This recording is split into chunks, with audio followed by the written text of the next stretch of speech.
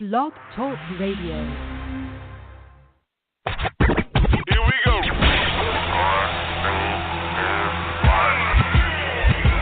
Blast off. This is True Capitalist Radio. True Capitalist Radio. I am your host, the man they call Ghost. The badass of business. Give him capitalism or give him death. That's it. Period. Broadcasting from his Skyline office studios in beautiful downtown Austin, Texas. You sound fruitier than a box of Fruit Loops, for Christ's sake. And now, he'll take it from here. Your host, the prognosticator of prognosticators, the man they call Ghost.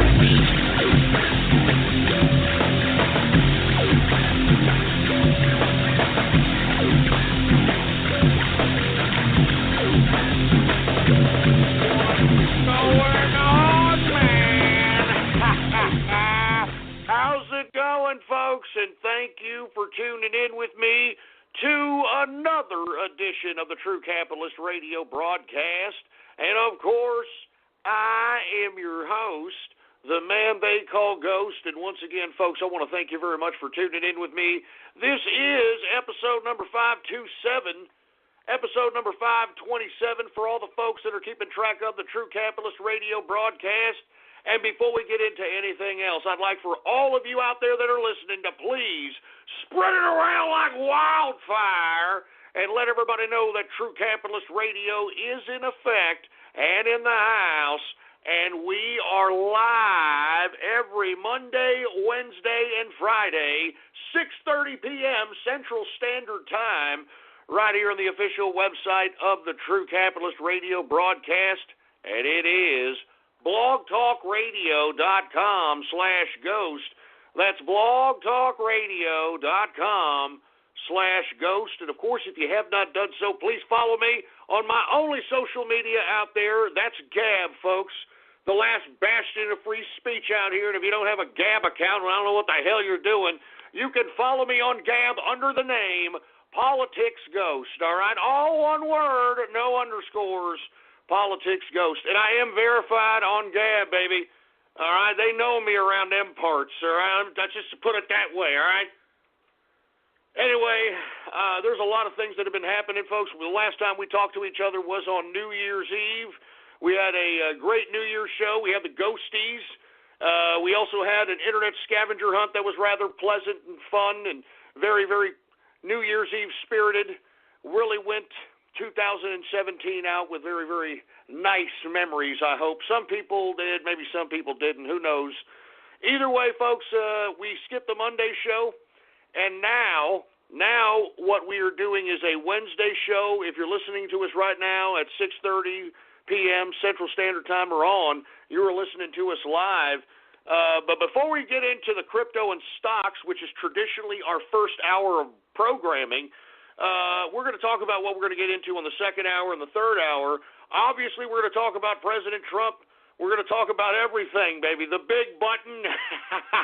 And speaking of the ghosties, all right, listen, don't you think it's rather coincidental that yours truly had the ghosties this past Sunday, okay? Just hear me out for a second. Yours truly had the ghosties this past Sunday. And now you've got the President Donald Trump. He is going to hold his own. And I'm not joking. I mean, if you haven't heard about this, this is not a troll. This is for real. He's going to host his own fake news awards. I mean, I'm serious. I'm telling you, Donald Trump heard the ghosties and he thought it was great. He said, you know what, we need to do something like this to the fake news, to the people that are out here spreading slanderous lies out here. Now, I know there's a lot of people that are freaked out about that. The inner circle's a little freaked out about it. All I got to tell you is this, okay?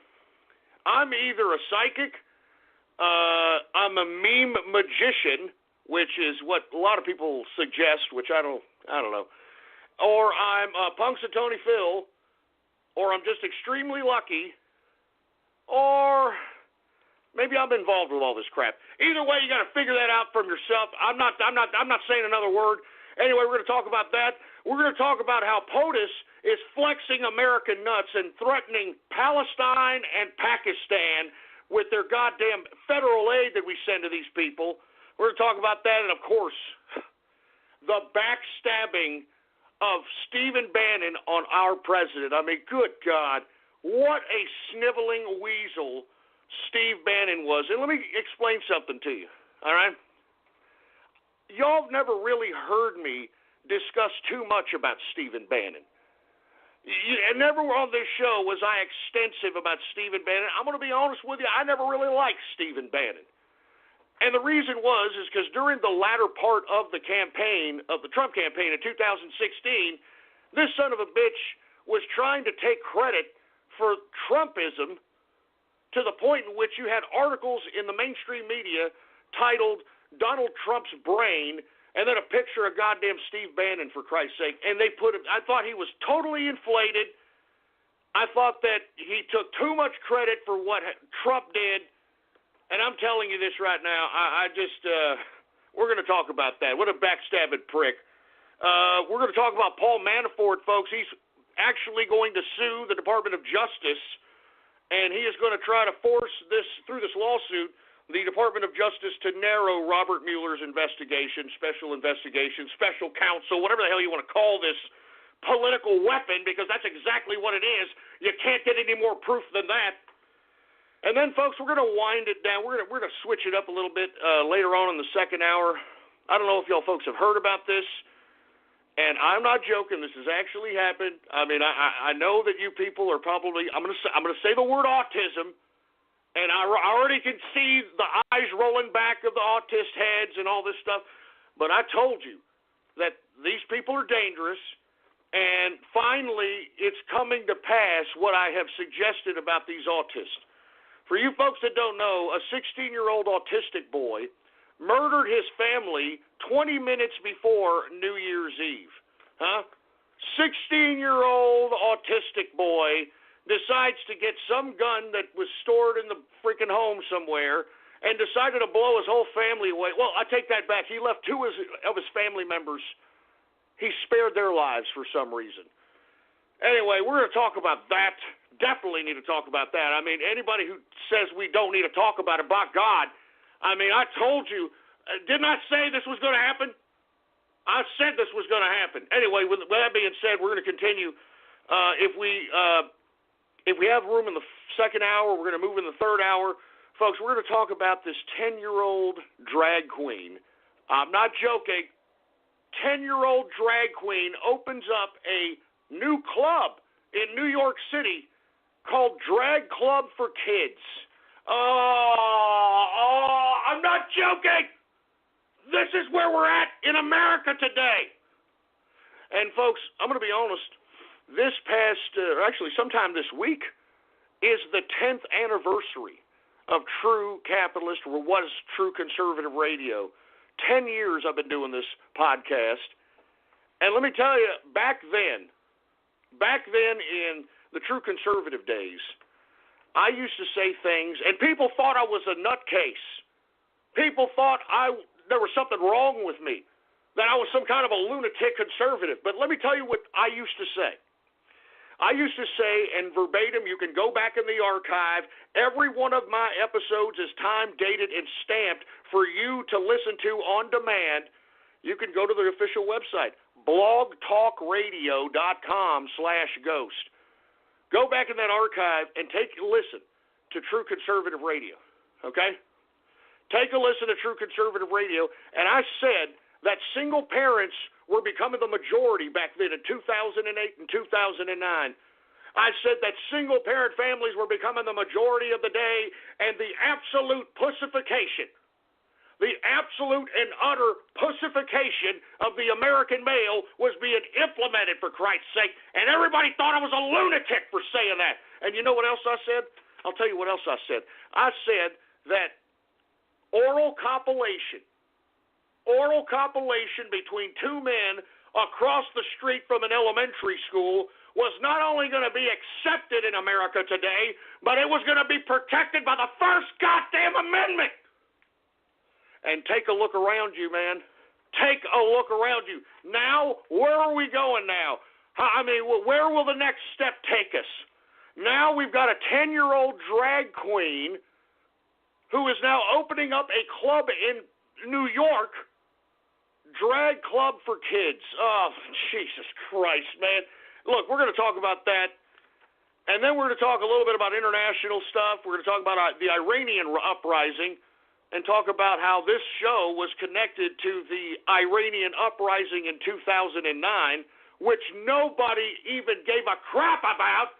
I was the only one yelling that the Iranian Revolution in 2009 needed to be aided to some capacity, whether it was through clandestine means or what, something. But they just let those people die. That's Obama for you, huh? But you know what Obama did back up? The goddamn Arab Spring, when all these wild Yehudis out here, these goddamn jihadists, were out here raising amok out here in the freaking Middle East. Of course, you had Obama and his administration arming ISIS, training ISIS, for Christ's sake, and if you don't know that by now, you're an idiot. Anyway, look, I'm sorry. We're going to talk about the Iranian uprising. We're also going to talk about how Iceland, we got a couple of Iceland folk in the inner circle. We got them all over the world, baby. We got people from the inner circle all over the world. But Iceland is going to make it now illegal to pay men more than women. What the hell does that mean? What the hell does that mean? I'm tired of this debate. I'm tired of this whole goddamn red herring debate that somehow, some way, women are somehow not getting paid as much for the same job, for the same qualifications as a man. I mean, that's not how economics works, you dumb broads. Jesus Christ. Anyway, we're going to get to that. And then if we have any time, we're going to talk about this YouTuber, this YouTuber named Logan Paul out here. Okay, we're going to talk about this guy. I don't know if you know this. I don't know why. This guy's literally like an internet YouTube sensation. I don't know. The guy looks like a freak show to me. Anyway, all kinds of little girls like him, teenagers like him. He's like this big teeny bopper on YouTube. All right, and lo and behold, this guy decided to go take a trip to Japan because this guy's making millions off YouTube because your children are watching him. And lo and behold, he goes to a place in Japan called like the Suicide Hill or something to that capacity and actually aired a dead body of somebody who committed suicide on his YouTube channel, for heaven's sake.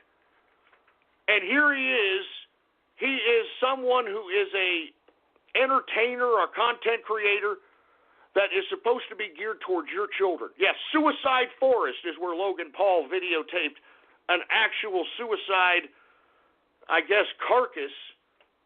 Unbelievable. Anyway, we're going to talk about all that here, so I hope you stay with us for all, if not most, of the 3 hours that we're going to be on tonight, folks. We got a lot of things to discuss. But now, folks, let's go ahead and let's talk crypto, shall we?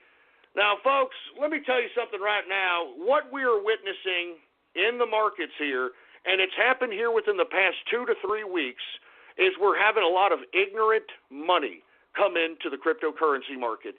And that's good for us, those of us that understand where the true value of cryptocurrency is, those of us who understand where to pick the plays, those who understand that a lot of these inflated currencies that you're seeing out here today may be good pattern and swing trading plays, but they're certainly nothing good for long-term investment whatsoever. So with that being said, I'd like to talk about the beginning of 2018 being the rise of the garbage coins, the crap coins. So let's go ahead and talk about some of these crap coins right now, because this is where all the dumb money is going.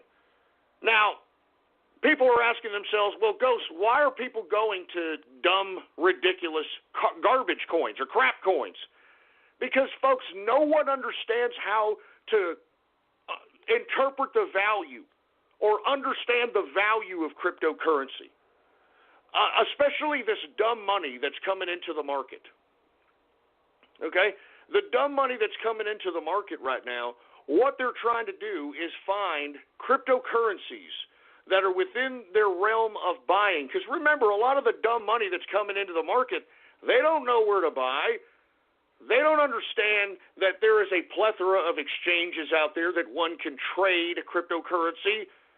They don't understand this. So where do they go? They go to the more commercial-based exchanges. Coinbase is one of them, etc.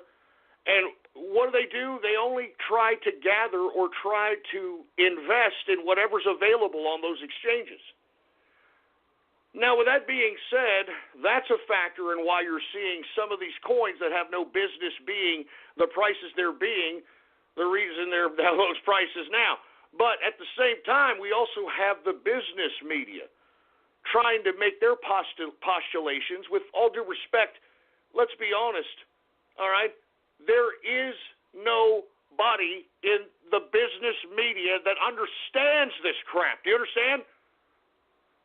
I mean, you should hear the business guys on Bloomberg. You should hear them on CNBC. They don't know what they're talking about when it comes to cryptocurrency. All they're doing is highlighting, hey, the new cryptocurrency that has the big market cap, Ripple, could be the next Bitcoin. I mean, they're the ones inserting this idea into the dumb money's heads. Now, what I suggest to you folks that are very, very experienced within the cryptocurrency realm is to ride these crap coins and be able to gain liquidity from them, but do not hold them. I'm warning you, the damn bubble can burst on these pieces of garbage coins. Now, what the dumb money is doing is they're trying to find coins that they hear on these business channels, or they're trying to hear them through an exchange that they go to purchase crypto in general. And this is where they make this ridiculous assertion that if they find a very cheap crypto and they invest in it, that somehow, some way, it's going to get to the Bitcoin proportions. And this is where we're having all this dumb money going into goddamn coins like Ripple and Cardano and, all these dumb, stupid coins. They're crap. Tron's another one, for Christ's sake. These coins are complete crap. They're complete garbage, okay? I'm serious. They're just complete trash. Let's go ahead and start with Ripple, okay? Everybody's thinking that, oh, Ripple, I'm going to be able to buy this for $1, and you know what? I'm just going to hold on to it, and before you know it, 15,000 buckaroos. No, it's not, you moron. All right, first and foremost, let's talk about Ripple. What gained Ripple's value initially back in the summer of 2017? It was the fact that Japan had legalized cryptocurrency to be exchanged for goods and services within the country. And Ripple happened to be the cryptocurrencies that the Japanese used in abundance. And as a result, it just integrated right into the economy of Japan when Japan legalized cryptocurrency as a means of exchanging goods and services. So that's what initially, back in the summer of 2017, rose the price of Ripple. With that being said, because it's gained that credibility, because it's got a dominant market like Japan, all of a sudden you've got these investors looking at Ripple as if it's going to be the next Bitcoin. Now, how are they making that assumption? On price alone. On price and hype alone. That's what's running all these coins. Because let's be honest, what is Ripple? It's just a cryptocurrency. And what have we discussed, folks, on this broadcast? What creates the value of cryptocurrency is the technology backing it up. There is no technology integrated with Ripple. It's nothing more than a digital cryptocurrency. And moreover, let's take a look, first of all, at the numbers of this particular crypto. XRP is the symbol for it, folks, XRP. Now, folks, this is now Ripple, all right? This stupid little shit coin, excuse my French, all right, is now $122 billion in market capitalization. It is the number 2 coin as it pertains to largest market capitalization, only between Ethereum and Bitcoin, Bitcoin being number 1. Ethereum being number 3. Now, what has caused this increase in Ripple? Because you've got these dumbasses on the business channel incepting this idea, hey, other cryptocurrencies to watch out for. Hey, look at Ripple. It's under $1, and people in Japan like it. So what? All right? Have you all looked at the exchange rate of U.S. dollars to Japanese yen or won or whatever the hell, the tuna fish money that they goddamn use out there in Japan? It's disproportionately ridiculous, all right? And that's why Ripple integrated into the economy of Japan so easily, because it was only at the most 10 cents, 22 cents, 30 cents. You compare that with the exchange rate of the U.S. dollar and the Japanese currency, it coincides with that. That's why Ripple was used in the Japan market as an exchange of goods and services, because it was proportional to the United States-Japan currency exchange rate. I mean, good God. Okay, let's just take that in consideration, that Ripple was important in Japan's market because of the exchange rate. We all understand that now, right? I mean, that's why I said that Ripple would never get to the prices that it is today, because if it does, the value of it, which is the fact that Ripple is just the cryptocurrency of flavor in Japan, becomes a moot point, because they're going to use something else that's more in conjunction with the United States to Japanese exchange rate. Let's go on, folks. Let's go to the circulating supply on Ripple, okay? 38,739,144,847 Ripple currently in circulation right now. That's 38.7 billion in circulation. I mean, that is an unbelievable amount of circulating cryptocurrency. And let's be honest, okay? Let's be honest here. There's news that have come out that the Ripple team, the people that developed this coin, have got another 60 billion of Ripple in some kind of virtual vault somewhere that they say that they'll be able to, I don't know, put into the market, just put into the market whenever they see fit. Now, once again, what we are seeing with Ripple is you're trying to see a bunch of digital nerds that created this damn cryptocurrency try to become the central bank, the digital central bank of Japan.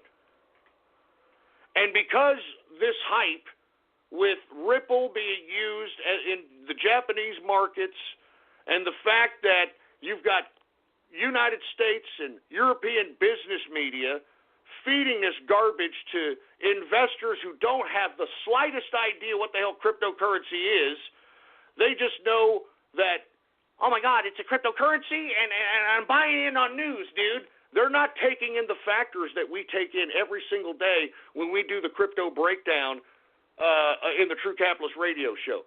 So once again, this is ridiculous. This is unsustainable, and you're talking about the tulip type of bubble hype. It's in Ripple right here, and I'm gonna tell you a couple of other shit coins, excuse my French, that they're in as well. But 38.7 billion Ripple in circulation, and they've got another 60 billion in a virtual vault. I mean, does economics go out the window? Anyway, look, in the past 24 hours, Ripple has gone up 27.99%. The current price for Ripple, folks, symbol XRP, current price, $3.15 per Ripple. I mean, that's just ridiculous. That is just unbelievably ridiculous. And that's why I'm saying, folks, this damn thing is going to pop. This is unsustainable. There's no technology backing up Ripple. This is pure hype. And at some point, I think that the Ripple price is going to get so expensive that the Japanese market is going to find it no longer viable, and they're going to look for another currency, preferably one that was created in Japan. So that's why I keep telling you folks, you have to know what you're investing in, and you have to know how to explain what you're invested in, and that's why I'm trying to explain it to you in a language that everybody can understand. That's why we have so many people that listen to the True Capitalist radio broadcast that are making serious money, because they understand what's going on. I mean, they listen to the broadcast. Anyway, once again, $3.15 price, $3.15 for Ripple. Give me a break. Let me go on to another crap coin, Cardano. Now, Cardano is a very interesting story because it came out of nowhere. It initially started off when we saw this run, it was like literally a 1 or 2 cent coin, and it popped off to about 15 to 20 cents right off the bat. And during that time, folks, the only exchange that Cardano was being exchanged at was Bittrex. Bittrex. Okay? And once again, there is no technology backing up Cardano. There's no blockchain technology integrated with Cardano. There's no smart contract technology. There's nothing. It's a garbage coin that's been overhyped. And since the first hype, since it pumped it up to about 20-25 cents, Cardano, of course, has found itself on other exchanges. And what have I told you? What have I told you? That every time a cryptocurrency is put on a new exchange, it's going to go up. And that's exactly what's been going on with Cardano. It's a complete pump garbage. It's garbage coinage. And this is where all the dumb money is going, folks. And if you don't believe me, take a look at the entire market cap of the market. 2 weeks ago, the entire market capitalization of all cryptocurrencies in this market was at about $600 billion. You know how much it is today? The entire, all crypto market, all the cryptocurrencies combined. You know what the market cap is now, 2 weeks later? $736 billion. You understand that? From 60 to $736 billion. Now, where is all that money going? All this dumb money is going into these garbage coins, all right? And these are the fools that are going to be left with the bags in their hands. And then I'm telling you, I don't like where this is headed. I don't like where this is headed one bit. It's almost as if the business channels and Wall Street and all these people are purposely doing this so that they can have a lot of people get completely bamboozled, holding the bag. And guess what? When idiot investors who basically just give their money away hoping, because you see, that's not what capitalists do. We don't just give our money away hoping we make a profit. We go out and we make sure we make profits. But it's like these Bernie Madoff victims, Oh, let me give you all my money, and can you make money with my money? I'm going to give it all to you. Can you make me money?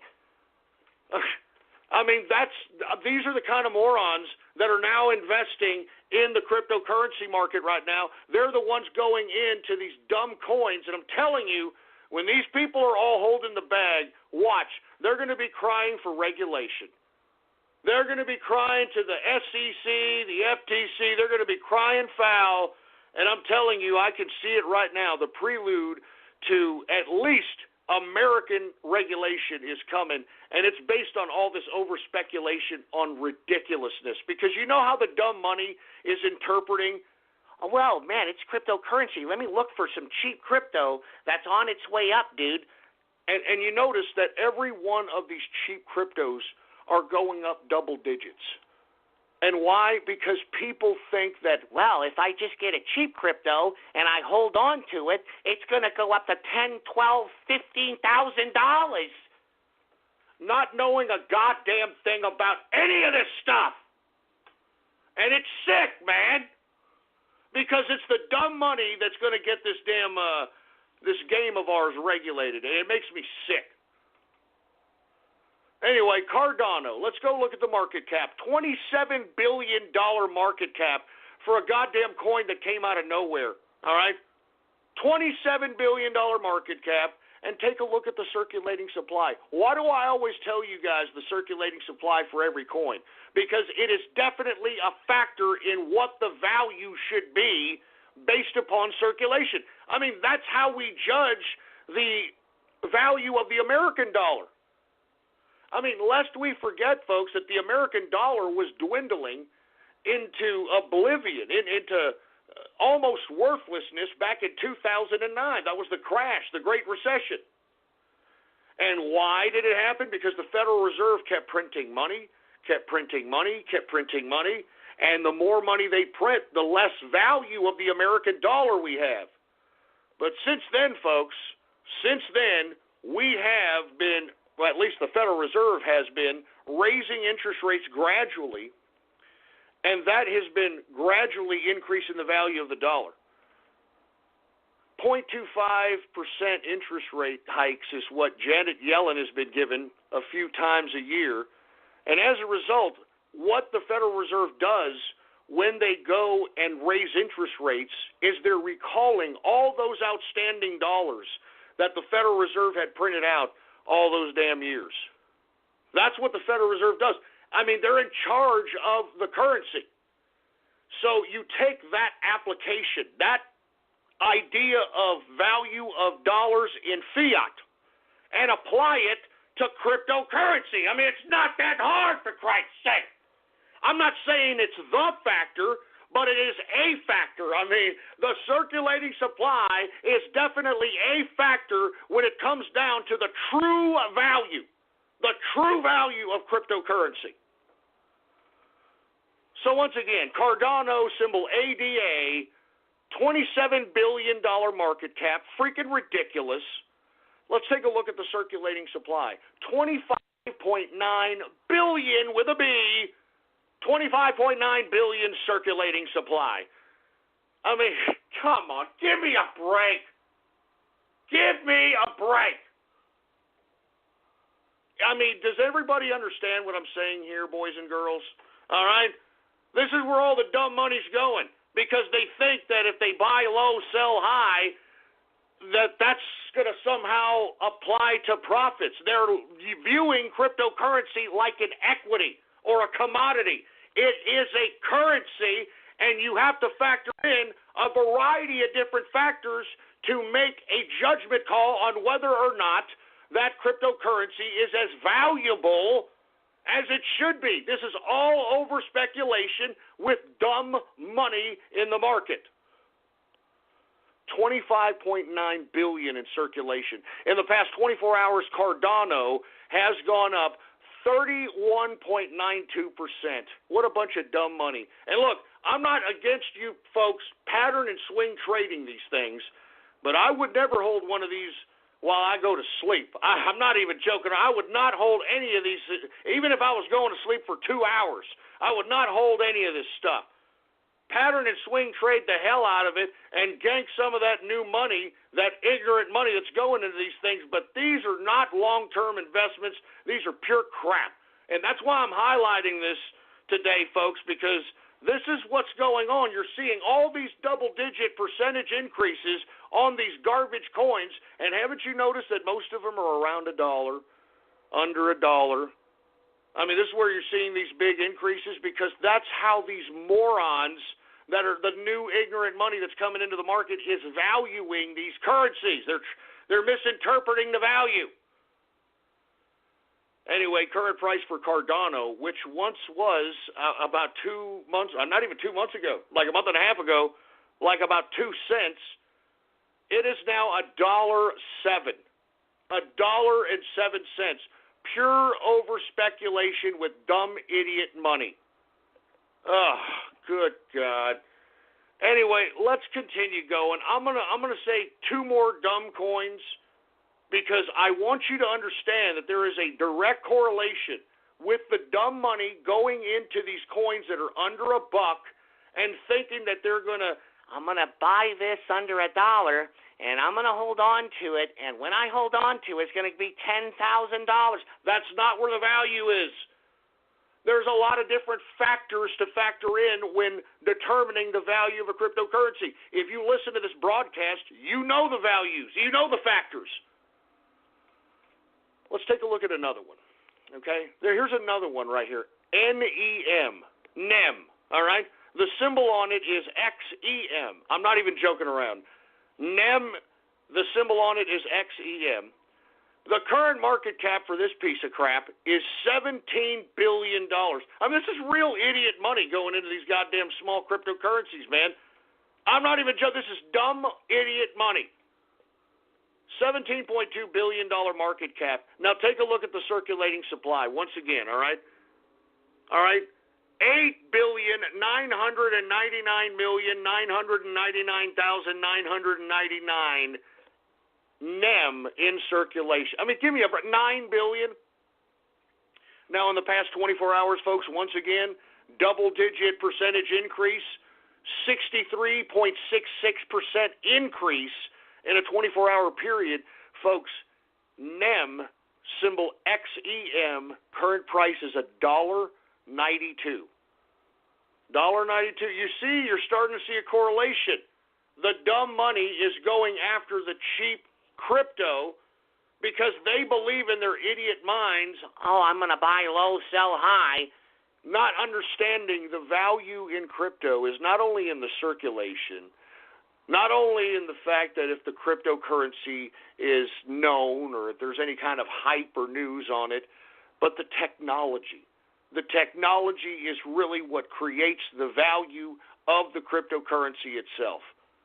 And whether or not the cryptocurrency is integrated into other blockchain technologies that are created by the team who creates the cryptocurrency in question. It's all about technology. That's what these people don't understand. That's what you understand because you listen to the True Capitalist radio broadcast. All right, that's enough crap coins. There's a couple more I may be able to mention, but we don't have enough time to be doing that. Let's go ahead and get to the regular breakdown of crypto, and let's see what we have going on here. Now, we have seen a slow run back on Bitcoin, folks. It went down as low as low 13,000 range. It is now at the $15,289 range right now. Once again, folks, Bitcoin, I think, is dying as a coin. I know there's a lot of people that don't want to hear this. I know there's a lot of people that have made a lot of money on Bitcoin, symbol BTC. But as I stated in 2017, and I said this back in the summer, I said this back in the fall, that the opening of Bitcoin falling as the gold standard of cryptocurrency was rapidly approaching, and we're starting to see it now. And every other crypto knows. I mean, the king of crypto throne is up for grabs right now. And the only thing keeping Bitcoin alive, and I've said this 1,000 times, is the fact that when you ask anybody about cryptocurrency, what it is, the first thing that comes out of their head is Bitcoin. Bitcoin is at the top of mind when it comes to the market out here. Bitcoin. And that's what's giving it the price. Because, folks, Bitcoin sucks, okay? It sucks as a cryptocurrency because why does it suck? First of all, it's slow as hell when you try to transfer Bitcoin. Secondly, the transfer fees for Bitcoin are so goddamn ridiculous.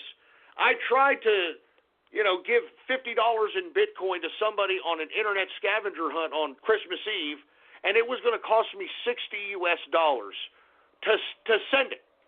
I mean, to transfer it from one wallet to the next. That's how high Bitcoin has gotten in those transfer fees. And I wonder who's collecting that crap. You understand? I mean, it is a garbage coin. It's garbage. And it's falling, and, it's about time. Because, don't get me wrong, it was the first kid on the block. It had created and incepted the whole blockchain idea. I get it. But it's time for other coins which have far better technology, far better flexibility, far more futuristic, and had more foresight for the future. I mean, there's coins out there that have the value. You just got to do your research, folks. Remember, if it was easy, everybody would be making money, everybody would be getting rich. Once again, Bitcoin, $256 billion market cap, 16.7 million in circulation. In the past 24 hours, it has gone up 1.74%. Current price for Bitcoin is $15,289.40 per Bitcoin. And once again, folks, the dominance of Bitcoin in this current market has been falling day by day. I remember the day before yesterday, me and the Inner Circle were discussing that the Bitcoin dominance fell 2% to 36% of the market. Folks, today it is now 34.4% of the market. That's it. Bitcoin's dominance in this crypto market has fallen to 34.4% of the market. So, I mean, the numbers don't lie. The numbers do not lie. I'm just saying, I'm trying to plant seeds out here, baby. Now, listen, I've got to get to Ethereum. I know I said I wasn't going to cover this coin because it's ran by potholes and communists. But, I mean, there's so much money right now. And once again, this is another one of those coins, in my opinion, that is so overinflated now because of the circulation in general. The technology, it's there. It was the first on the scene to be able to create and promote this smart contract technology. But I think that there's other coins, there's other tokens being made that are far better than Ethereum. But regardless, I think that the play on this and the reason this is so goddamn high in price is because of the circulation. Now, let's take a look. Ethereum's market capitalization is $92 billion market cap. The circulating supply is 96.7 million in circulation. 96.7 million? I mean, give me a break. And, folks, let me tell you something. There is no end game. There is no total end supply for Ethereum. Ethereum is going to continue to mine itself at will, and I don't know if there is going to be an end. This damn thing could continue to mine itself like Dogecoin, that ridiculous, dumb, pathetic meme coin. I hate that freaking coin with the stupid little Shiba dog face on it as the damn mascot. That coin, Dogecoin, will never stop mining itself, ever. It's just going to keep mining and mining and mining, and yet because the internet is so, I don't know, it's got such a man-child hard-on for memes that they're even willing to pay for them, for Christ's sake, is the whole reason why Dogecoin has any value to itself whatsoever. But that's similar to what's happening to ETH. ETH, Ethereum, 96.7 million in circulation, and it doesn't look like it's going to stop anytime soon. Let's go ahead and get to, it's gone up, and let me tell you, it has gone up. That's why I'm covering it right now. It has gone up 7.38% in the past 24-hour period. Folks, Ethereum right now, even at the circulating supply of 96.7 million, folks, the current price for ETH, $959.69. Folks, lest we forget, when I started covering cryptocurrency in April of 2017, Ethereum was at $40. $40. I'm just saying. Now, let's go ahead and get to a couple of other coins. I want to get to Quantum because Quantum is the competitor to Ethereum, and it's what myself and the Inner Circle have a considerable investment in because of its technology. Moreover, Quantum has released its token and its smart contract technology in Asia. So this is an Asian-based coin for the meantime. But, folks, Asia is way ahead of cryptocurrency than the West. I mean, they massively trade cryptocurrency in the billions of dollars of volume. I mean, you should take a look at these Korean exchanges. I mean, these other Asian exchanges. I mean, they are not messing around. And the reason I like Quantum, symbol QTUM is the symbol, folks, all right? Symbol QTUM is the symbol for Quantum. The reason I like this, folks, because it was once an ERC20-based token, meaning that it was an Ethereum-based token. And since then, Quantum has made a swap on its tokens. That's what happened here about 2 or 3 months ago. It basically upgraded itself from the ERC20 Ethereum-based token to its own Quantum token. its own quantum token. Now, with that being said, folks, now that it has its own quantum token, and listen, we invested, the Inner Circle and myself, we invested prior to that swap, the token swap. We understood the technology that was going on with quantum. Now, when the token swap happened, quantum became its own token and hence created its own smart contract technology that is far better, far more superior, and integrated into the quantum core wallet. It's unbelievable. And moreover, folks, I think that quantum is far ahead of the game than Ethereum. Ethereum did just enough for things to work. And there was a recent, I think it was Forbes magazine, I forgot which business media it was, but they were talking to one of the co-founders of quantum, and he was taking shots at Ethereum and how it was vulnerable and how the security is questionable, etc. You want to know why he's throwing shots fired at Ethereum? Because quantum knows that it can overtake Ethereum. Its technology, it's better. Its transfer time, it's faster. And they're going to continue to grow their technology into other blockchain applications. And that's why I'm suggesting, folks, this is a buy and hold. Because if you take a look at the circulating supply and compare it to Ethereum, I mean, there's a considerable difference, first of all. And secondly, quantum smart contract is better. Its technology is better. Once people understand that, once the market understands that, since the price precedent has been set by Ethereum for smart contract-based cryptocurrencies at $959, I'm going to be conservative. I think that quantum should at least get to what, $400, $500 here in the future? And that's because quantum smart contract is safer, it's easier, its wallet has all kinds of integrated technologies in it that I don't see in other wallets. I mean, there's a lot of reasons why I like quantum, folks. Symbol QTUM. Once again, let's get to it. $4.3 billion market cap for quantum. The circulating supply is 73.7 million in circulation. 73.7 million. And another reason I like quantum, folks, it's a proof of stake coin. Right now, folks, I've got my quantum wallet open, and it's got all my quantum in it. And as it sits there in the quantum wallet, it's maturing, and at the same time, it's paying me more quantum for holding the quantum in my quantum wallet.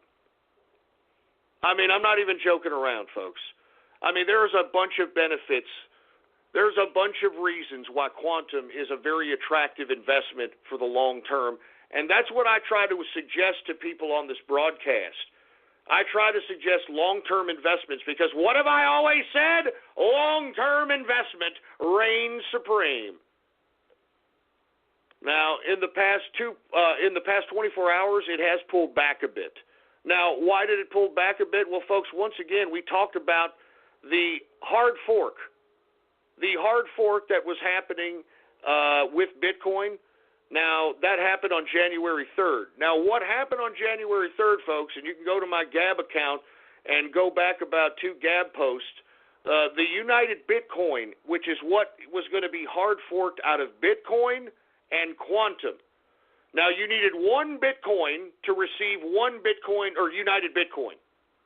UBTC is the symbol for United Bitcoin.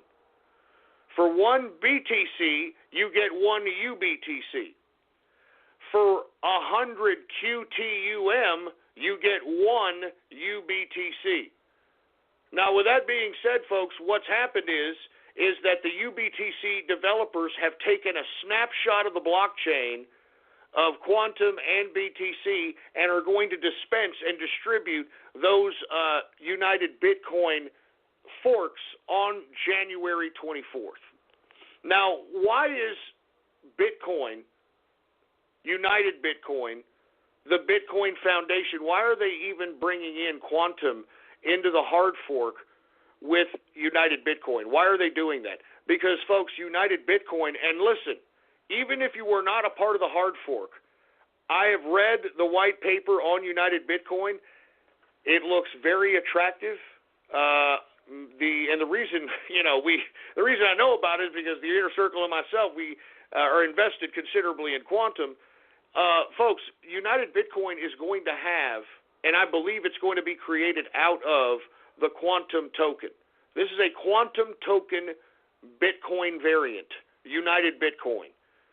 It, on its white papers, is claiming it's going to have smart contract technology integrated in it. It is going to have fast transfer times. They're bragging like 3 or 4 second transfer speeds. And moreover, folks, according to its white paper, by the time August of 2018 comes around, and listen, I know people, I haven't talked about the Lightning Network yet. I've vaguely discussed it. Currently in development, in conjunction with a lot of different coin creators, these coin creators are trying to create an exchange called the Lightning Network, in which the coins that are accepted within this Lightning Network can be exchanged and traded with no kinds of trading fees or commissions. It'll be a feeless type of an exchange, the Lightning Network. You'll be able to exchange your BTC for UBTC without any kind of a trade fee. And according to the white paper, UBTC is supposed to be integrated with the Lightning Network by August of 2018. Now, I'm speculative about the Lightning Network, folks, and that's why I haven't talked about it very much, because it's all in beta right now, all beta testing. And, I mean, there's only been a few exchanges that have been successful, And it's only been a few exchanges that have been successful. I think that Litecoin's Charlie Lee actually exchanged Litecoin for Bitcoin on the beta Lightning Network. But, we'll see. Remember, a lot of this is about the future. But either way, keep your eye on United Bitcoin, because that looks like a very good-looking coin. And if you could get it in the initial distribution, or you can trade for it, hold on to that one. That one looks rather attractive, to say the least. Anyway, quantum has gone down because it's already January 3rd. The United Bitcoin already took a snapshot of the blockchain, so whoever had mature coins sitting in their quantum core wallet will receive the ratio of 100 quantum to 1 United Bitcoin. And that's what makes this attractive. I hope you all took advantage of that. And once again, the 24th will be the distribution. Look on ub.com. ub.com is the official website of United Bitcoin to get all the 411 of the information on that. Current price for quantum, $58.83. $58.83. And I think that's so undervalued, it's sick. All right? I think it's so goddamn undervalued, it's sick, baby. Now, I do want to get to a couple more coins, and then I got to get to the stock markets here. Folks, what did I tell you all about? Let me tell you all about 3 different coins that I've been suggesting to you. First of all, 0x. 0x, the symbol on it is ZRX. The Inner Circle and myself took a considerable, I wouldn't say considerable, we all threw money in this one, and we've been generously rewarded with profits because 0x's technology, they are trying to create a feeless exchange as well.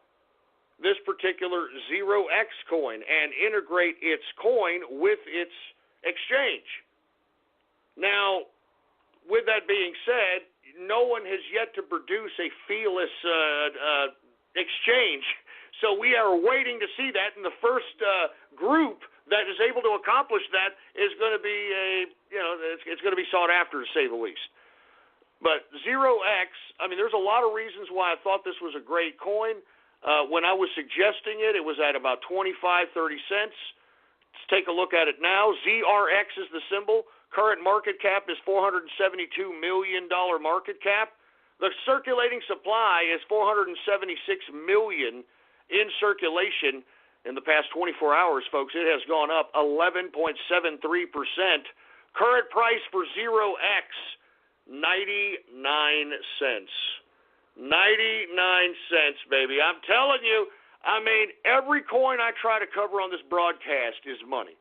I keep my ear to the ground for my listeners, baby. That's why I am the underground. I'm the underground for crypto, I'm the underground for politics, and I'm the underground in general when it comes to goddamn podcasting, baby. You goddamn right. Anyway, let's get to Funfair. Remember, I've talked a lot about Funfair, symbol FUN. I've talked a lot about it, and why do I like this coin? Well, folks, Funfair is its own cryptocurrency that it is integrating into smart contract casino online gaming technology. And I think I've discussed this a million times that if you currently go right now into any kind of online gaming, casino gaming situation, you're going to have to be hosted by somebody who is the house. And the house traditionally programs all these little blackjacks and these roulette wheels and all these casino games. And do you think that they're actually programming these things for chance?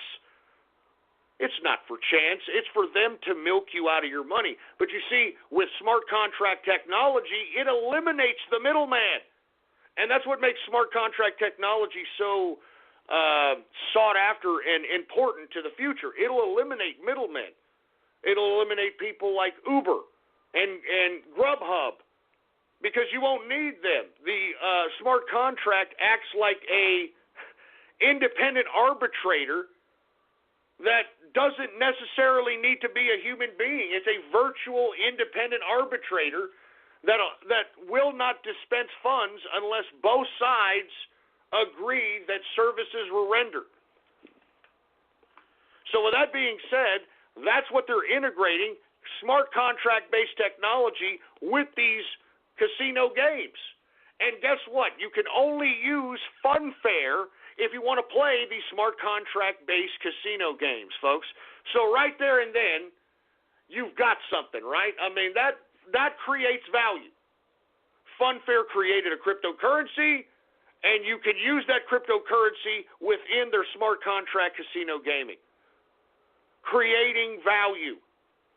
Now, I've liked this one, and I've been trying to tell people to get in on this one when it was about 3 cents.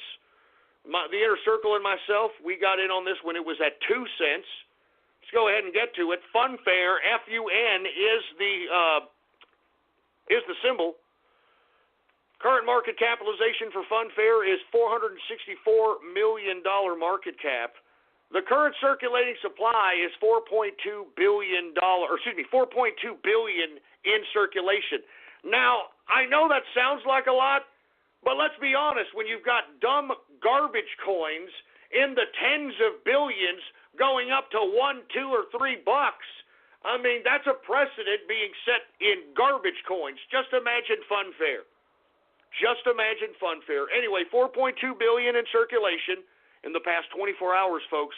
I mean, not only in the past 24 hours, in the past several days, Funfair has had a hell of a run. And I've been trying to tell you folks to get in on this when it was 3 cents. All right? In the past 24 hours, Funfair has gone up 17.62%. The current price for Funfair, symbol FUN, 10 cents. Almost 11 cents, folks. I mean, I'm telling you, whatever I say on this broadcast is money.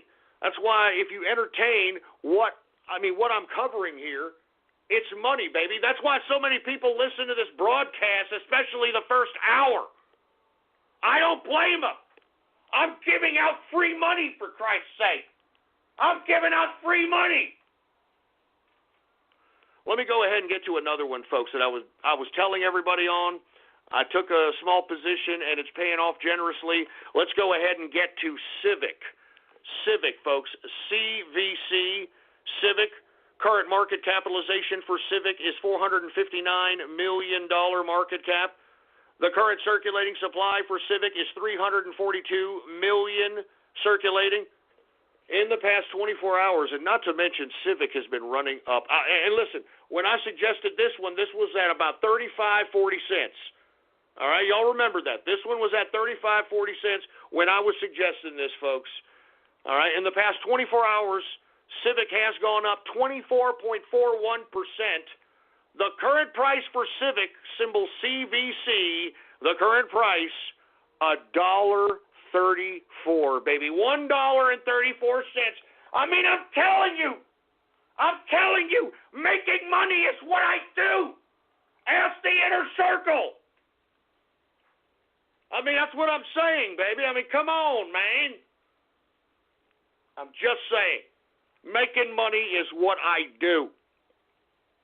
Anyway, we are now in the second hour of the True Capitalist Radio broadcast. And, of course, I am your host, the man they call Ghost. And once again, folks, I want to thank everybody for tuning in with me. Before we get started on anything else, I'd like to remind everybody to please spread it around like wildfire and spread this link around and let everybody know that True Capitalist Radio is in effect and in the house.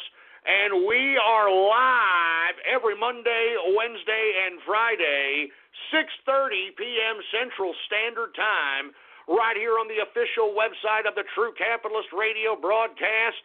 And it is blogtalkradio.com/ghost.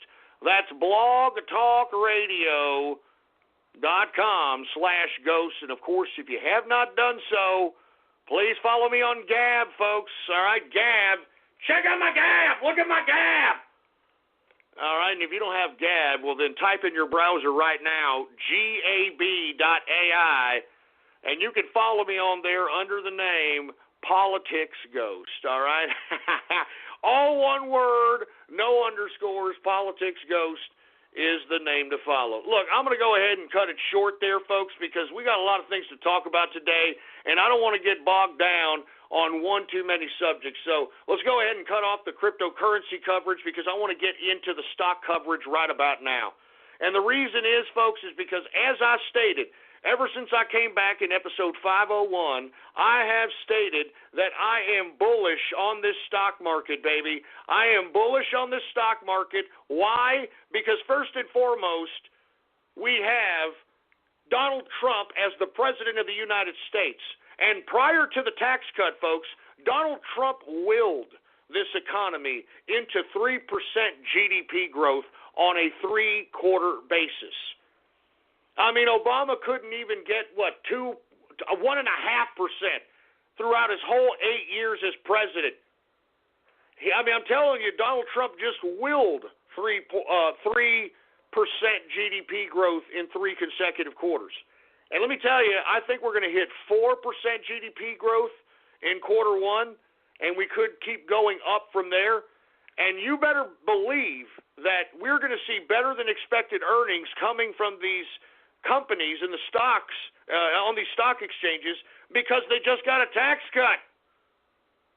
They just got a tax cut, folks. Corporate taxes are down to 21%.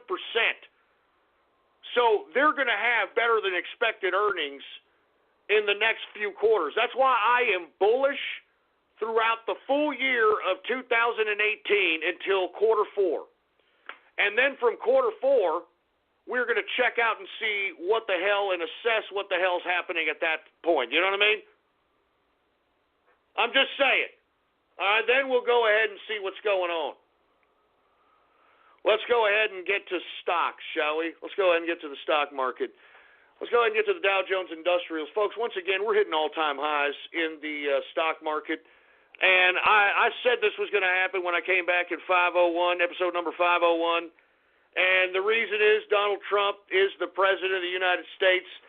Not only did he will 3% GDP growth, but the tax cuts, baby. The tax cuts. That's what's going to create growth, not just in the economy, but it's going to create better than expected earnings in the majority of these damn companies that are on the Dow Jones Industrial, the S&P 500, the NASDAQ. I am bullish. I'm telling you right now, folks, if I were you, especially young people, diversify your investments. Let's say you made a lot of money in cryptocurrency, okay? Well, why don't you cash out or trade that cryptocurrency for some high-yield, blue-chip, dividend-based stocks? And you want to know why, folks? Because as I stated, banks, they love to use stocks as collateral.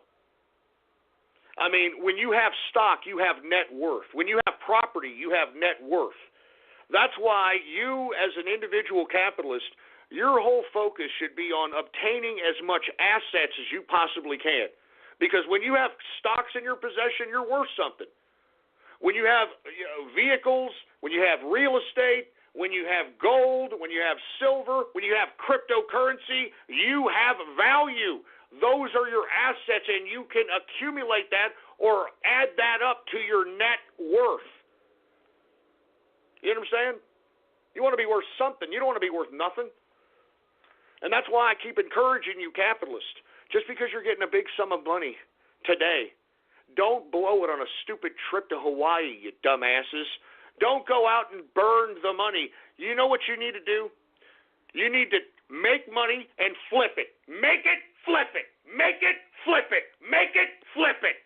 And keep doing that until you amass so much cash that then you can finally have enough confidence and economic viability for you to go ahead and throw down on a trip to Hawaii. But you got to make it and flip. Make it and flip. Do not just blow your cash. Anyway, let's go ahead and get to the Dow. The Dow was up, folks, today 98.67 points, a percentage increase of 0.40%, closing out the Dow Jones Industrial at 24,922.68 points for the Dow Jones Industrial. We're almost at 25,000 Dow Jones Industrial, for heaven's sake. Good God. Let's get to the S&P. S&P doing well as well. It is up 17.25 points, a percentage increase of 0.64%, closing out the S&P at 2,713.06 points for the S&P 500. We've got the NASDAQ.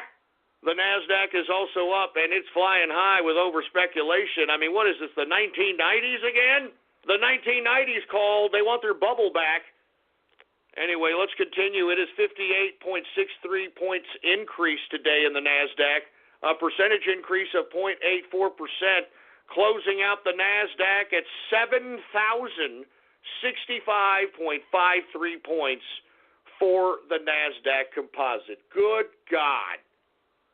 Good God. But hey, we're living in Trump America, baby, and I'm saying just give it a few months. You folks are going to see a totally new America in the next few months. Just watch. There's going to be so much economic opportunity for folks. Most people are going to have money in their pockets. People are going to be comfortable in spending that money. I mean, it is going to be a great time in America. Just watch. Just watch. Let's go ahead and get to commodities, shall we? Let's get to energy. Energy has been steadily going up, folks, and there's a lot of different factors for that. One of which, OPEC had cut production. We talked about that in the last broadcast. Moreover, we've got some, disturbances in the Middle East. Oil-producing countries are kind of destabilized, etc. So we have a lot of things going on in the crude department. Let's get to WTI. WTI sweet crude is up 15 cents, a percentage increase of 0.24%, closing out WTI sweet crude at $61.78 per barrel of WTI sweet crude. We got Brent crude. It is down modestly. It is down a penny, a percentage decrease of 0.01%, closing out Brent crude at $67.83 per barrel of Brent crude. Let's get to gasoline. It is up modestly at 0.25% increase. Natural gas is up 0.93% increase. And heating oil, it pulled back after dramatically spiking for the past week. I don't know if y'all have seen it. It is now pulled back slightly at 0.43% decrease. Let's go ahead and get to the metals, shall we? The metals! Let's get to the goddamn metals! Now, we have seen some increases in metals, slightly because the dollar has been pulling back slightly for a lot of reasons. Typically, the market, people are trading more other currencies in exchange for the United States dollar, etc. And with that being said, whenever you see a weakness in the dollar as far as the Forex trading is concerned, you should see an increase in gold. I mean, lest we forget, folks, around 2009, 2010, we saw gold at, almost $4,000, almost $4,000 an ounce, and we saw silver go as high as $65 an ounce. Now, why was that, folks? Because, and I hate to go back to the circulating supply of currency, but that's what it comes down to. The fact that the Federal Reserve had kept printing money, and there was so much fiat currency outstanding that because there's so much fiat currency, it automatically increases the value of gold. So every time you see an increase in gold and silver, that means the currency that is being exchanged for that gold and silver is crap. The value is going down. That's what gold and silver basically, that's how you can judge the strength of a currency. When you exchange it for gold and silver, and the lower the price is of gold and silver in exchange, the lower the price is in whatever currency, when you exchange gold and silver, that means that's a valuable currency. The higher the price, the crappier or the less valuable the currency. So that's why whenever you see gold or silver go up and down, it's based upon the currency's value, in this case, the United States dollar. Let's get to gold. Gold is down today. It pulled back $10.50, a percentage decrease of 0.80%. Closing out gold today, or current price for gold, I should say, is $1,308 flat. Silver, it was down today, 22 cents. A percentage decrease of 1.26%, closing out silver at $17.05 per troy ounce of silver. Copper is also down 0.31%, and platinum is down 1.04%. Good God. Now, we should see, since we saw a decrease in silver and gold, we should see a true decrease in most of the agricultural commodities that I'm about to go over here. Now, the only ones that are going to be in the green are those that are showing true scarcity in the market. Because if gold and silver commodities are going down, then by default, agricultural commodities will be going down unless there's a market sense of scarcity in the market. Now, let me go ahead and go over these damn agriculture commodities, and I'll tell you what I'm talking about. All right? Let's get to grains. Corn, it is up modestly, 0.07%. You've got wheat down, 0.34%. Oats is up modestly, 0.10% increase. Rough rice is slightly up, 0.04% increase. Soybean is down, 0.13% decrease. Soybean oil is down, 0.12% decrease, and canola is up 0.18% increase. Let's go ahead and get to the softs. Cocoa, it is down 1.50% decrease. Coffee, hey, dude, just don't talk to me unless I have my coffee. You understand? Just don't talk to me. Shut up! And by the way, folks, I want to remind everybody to boycott Starbucks. Boycott Starbucks. Anyway, coffee is down 1.23% decrease. So once again, a lot of red in the commodity sector because you saw red in gold and silver. Let's go ahead and continue. Sugar is down 0.13. Sugar is down 0.13%. Now let's get to OJ. Let's get to orange juice. Now, what did I tell you about orange juice? I said if we ever have an Arctic front and it reaches Florida, you better watch these orange juice futures because we're going to have a scarcity of orange juice that is going to be reflected in the commodities market. And let me tell you something. We saw a little bit of a freeze in Florida. It was snowing in Florida, believe it or not. And that is definitely going to affect the orange juice market, folks, and that is currently reflected in today's current price for orange juice. Currently, folks, orange juice is up 2.05% increase. And that's probably going to continue to increase until the crop report that shows the yields and the damage that the ice has done to the crop. So watch orange juice, okay? It's going to be creeping on a come up. Watch it. 2.5% increase. Unbelievable. Let's go ahead and get to cotton. It is also up 0.79%. And that may be because you got a lot of people bundling up. You got coats, you got long johns. You know, there's a lot of reasons why that is up. Lumber is also up 0.69%. Rubber is up 0.15%. And ethanol is down 1.39% decrease. Let's go ahead and get to livestock. Let's get to live cattle. It is down 0.32%. Let's get to cattle feeder. It is also down 0.03%. And lean hog, boy, lean hog is up 0.46%, folks. And that, my friends, is the markets for your ass. And let me tell you, I've been drinking a lot of beer lately. I know I shouldn't be drinking. You know, I got a screwed up bleeding ulcer. Whatever. All right?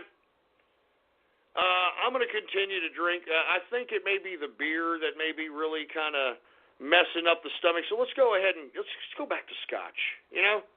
Let's just go back to scotch, man. And by the way, folks, I don't know if you noticed this, but Johnny Walker Blue Label actually created a rare blue label for yours truly. I don't know if you've heard about it. I'm not joking. It's called Johnny Walker Blue Label Ghost and Rare. Oh, yeah. Look it up, baby. Look it up. And I currently have it, folks. And I want to say first and foremost, I am honored to have a blue label, a rare blue label named after yours truly. It is about time that I get the recognition that I deserve as the elegant capitalist that I am. So I want to take this glass of Johnny Walker Blue Label Ghost and Rare. Oh, yeah. I want to take this, and I want to say cheers to the capitalists that listen to this broadcast. I want to say cheers to the inner circle, and I definitely want to say cheers to the greatest president in American history, and I'm talking about Donald Trump. Cheers, baby, cheers. Oh, man, that is great scotch. Oh, man, I'm telling you, I like scotch, baby. I like scotch. Anyway, with that being said, the engineer's back. He was off for New Year's Eve. What's going on, engineer? Anyway, I know we've got Gab shout-outs coming up next, so do we have any Gab shout-outs by any chance, engineer? All right. Well, I sincerely hope we don't get any kind of ridiculousness on Gab shout-outs. I am certainly not in the mood for it because you people have been pissing me off lately. You damn troll terrorists and cyber vermin that are out here. You people have been pissing me off, so I'm definitely not in the mood for any of this garbage. So I sincerely hope we don't have a problem today, all right?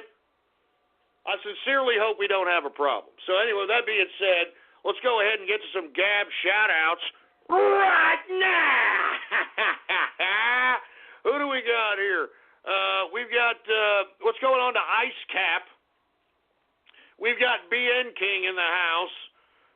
We've got Inside Ivanka. Oh, God, shut up! Shut up! That's shit! Jesus Christ. Americans are freezing, LOL. What the hell does that mean, huh? What are you, one of these Euro cucks? Trying to get some gratification because we're in some cold weather out here? Hey, we got balls, all right? We're not a bunch of Euro cucks. You're not going to see Americans out here when wild Jehudis kill us. You're not going to see us going out in a vigil singing, "Don't look back with anger, I heard you say," you stupid Euro cucks. Freaking Jehudis are killing you, and you're holding vigils, you're holding candlelight vigils and singing, "And don't look back with anger, I heard you say."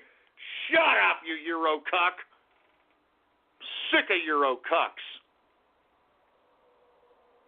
Anyway, who else do we got here? We got Trust Jesus in the house. What's going on? We got, I'm not going to say that sick name. I'm not going to say that sick name. We got Supa in the place, Chris Hyde in the house, Veniforum Wars in the house, Spectre Crimson. We got Ghost is Green-Pilled, whatever the hell that means. Poshole blood donation. Man, that's not even funny because they're doing that crap now in Cali. You know that? Oh, yeah, you got Poshole blood. Don't worry about it. Come over here and donate. We need it. Come on, don't worry about it. As a matter of fact, look, I'm not even going to talk about it. I mean, YouTube's going way out there when trying to push this sick, disgusting LGBTQ narrative. I sincerely saw, like, an advertisement saying that it's okay to take a pause load because you're taking, what is this, PrEP, some pill called PrEP or Truvada or Lumbada or whatever the hell it's called. I'm serious. They're advertising it's okay to take pause loads. Look, I'm not going to talk about it. You won't get it. This is the America. This is the kind of liberal lunacy that we have been taking for the past 8 years with Obama. And thank God we have Donald Trump coming in at 1 year as president and kicking ass and taking names and eliminating the legacy of that traitor, Obama. He's a traitor. Son of a bitch. Anyway, we got Dirk Pitt. I got hard to Ghost's fork. You asshole, seriously? Sick bastard. We got fly on the wall trading in the house. We've got Logan Paul hanging out with Japanese. Jesus. Come on, man. That was horrible. I mean, did you, look, we're going to talk about that later. I'm not talking about damn Logan Paul right now. I'm not talking about that thing. Give me the mic. I'm not talking about that fruit bowl right now, all right? And let me tell you something. If I saw Logan Paul, I'd give him a slap. I'm not even joking. Who else do we have here, for Christ's sake, man? We've got free Coke for Florida. What the hell does that mean, free Coke for Florida? What the hell does that mean? I don't get it. Cooking with poo? What the hell is that? What are you idiots talking about? The San Antonio Police Department? What the hell? What the hell is that? Wait a minute, I'm going to click on that. What the hell is that? SAPD? Oh, my God. Is that the real SAPD? They're listening to the broadcast. Ah, damn it. What the hell do they want? What the hell do they... I mean, look under the gap. SAPD, for Christ's sake. Good God. Oh, my God. It just makes me sick, man. Give me the freaking mic, man. Jesus Christ, man. And what is this? Ghost is Burger Planet. Oh, let's not get started with that YouTuber. Y'all know who this fat loser Burger Planet is, for Christ's sake? This waste of life named Burger Planet? Oh, my God. For you all that don't know, and look, I don't mean to be giving a review about his YouTube stream, but, man, if you ever want to see a complete waste of life, go look up Burger Planet on YouTube, and whenever he is online, real-life streaming, watch this, and he's a Bernie bro, okay? He's complete socialist. He hates Trump. As a matter of fact, don't even say my name, and God, do not say capitalist army. Do not say nothing about the capitalist army. You're going to trigger him so bad, he'll start bad-mouthing me. Anyway, if you want to see a complete waste of life, Burger Planet on YouTube. This guy eats out the trash. Let me give you the premise of his show. Let me give you the premise of his in real life stream.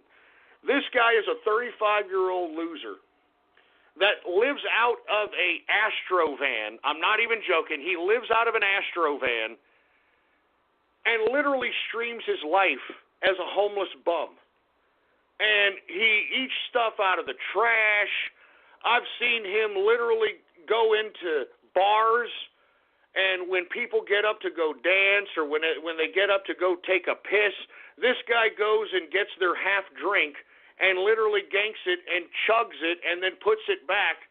I mean, I'm not even joking around. This is the most disgusting, despicable, waste of life human being. And I'm telling you this right now. If you want a good sense of what a Bernie bro is, on what a leftist is, on what a waste of life is, Burger Planet on YouTube, all right? And you could tell him I said F you, stupid idiot. Anyway, who else do we have here, for Christ's sake? I didn't even mean to give that idiot so much airtime. All right, but I'm telling you, don't say Capitalist Army and don't say my name, man. You gonna trigger him. He gonna get triggered. All right, he gonna get a little triggered. The trans Logan Paul. Did you put a pair of balls on Logan Paul's chin? You give me a break. Give me a break, man. Give me a break. Oh, my God. I mean, all right, real funny, idiot. Real funny. Yeah, real funny. You trolls are getting in great tonight, huh? Yeah, shut up. Shut up. Jesus Christ. We got Pearl the Crystal Gem, whatever the hell that means. We've got Trump's button is bigger than Kim's. Yeah, no kidding. No kidding, man. Who else do we have? We got Soggy Taters. We've got, I'm not going to say that stupid name. You're going to make me say something racist. I can already see it. Happy New Queer. Happy New Queer.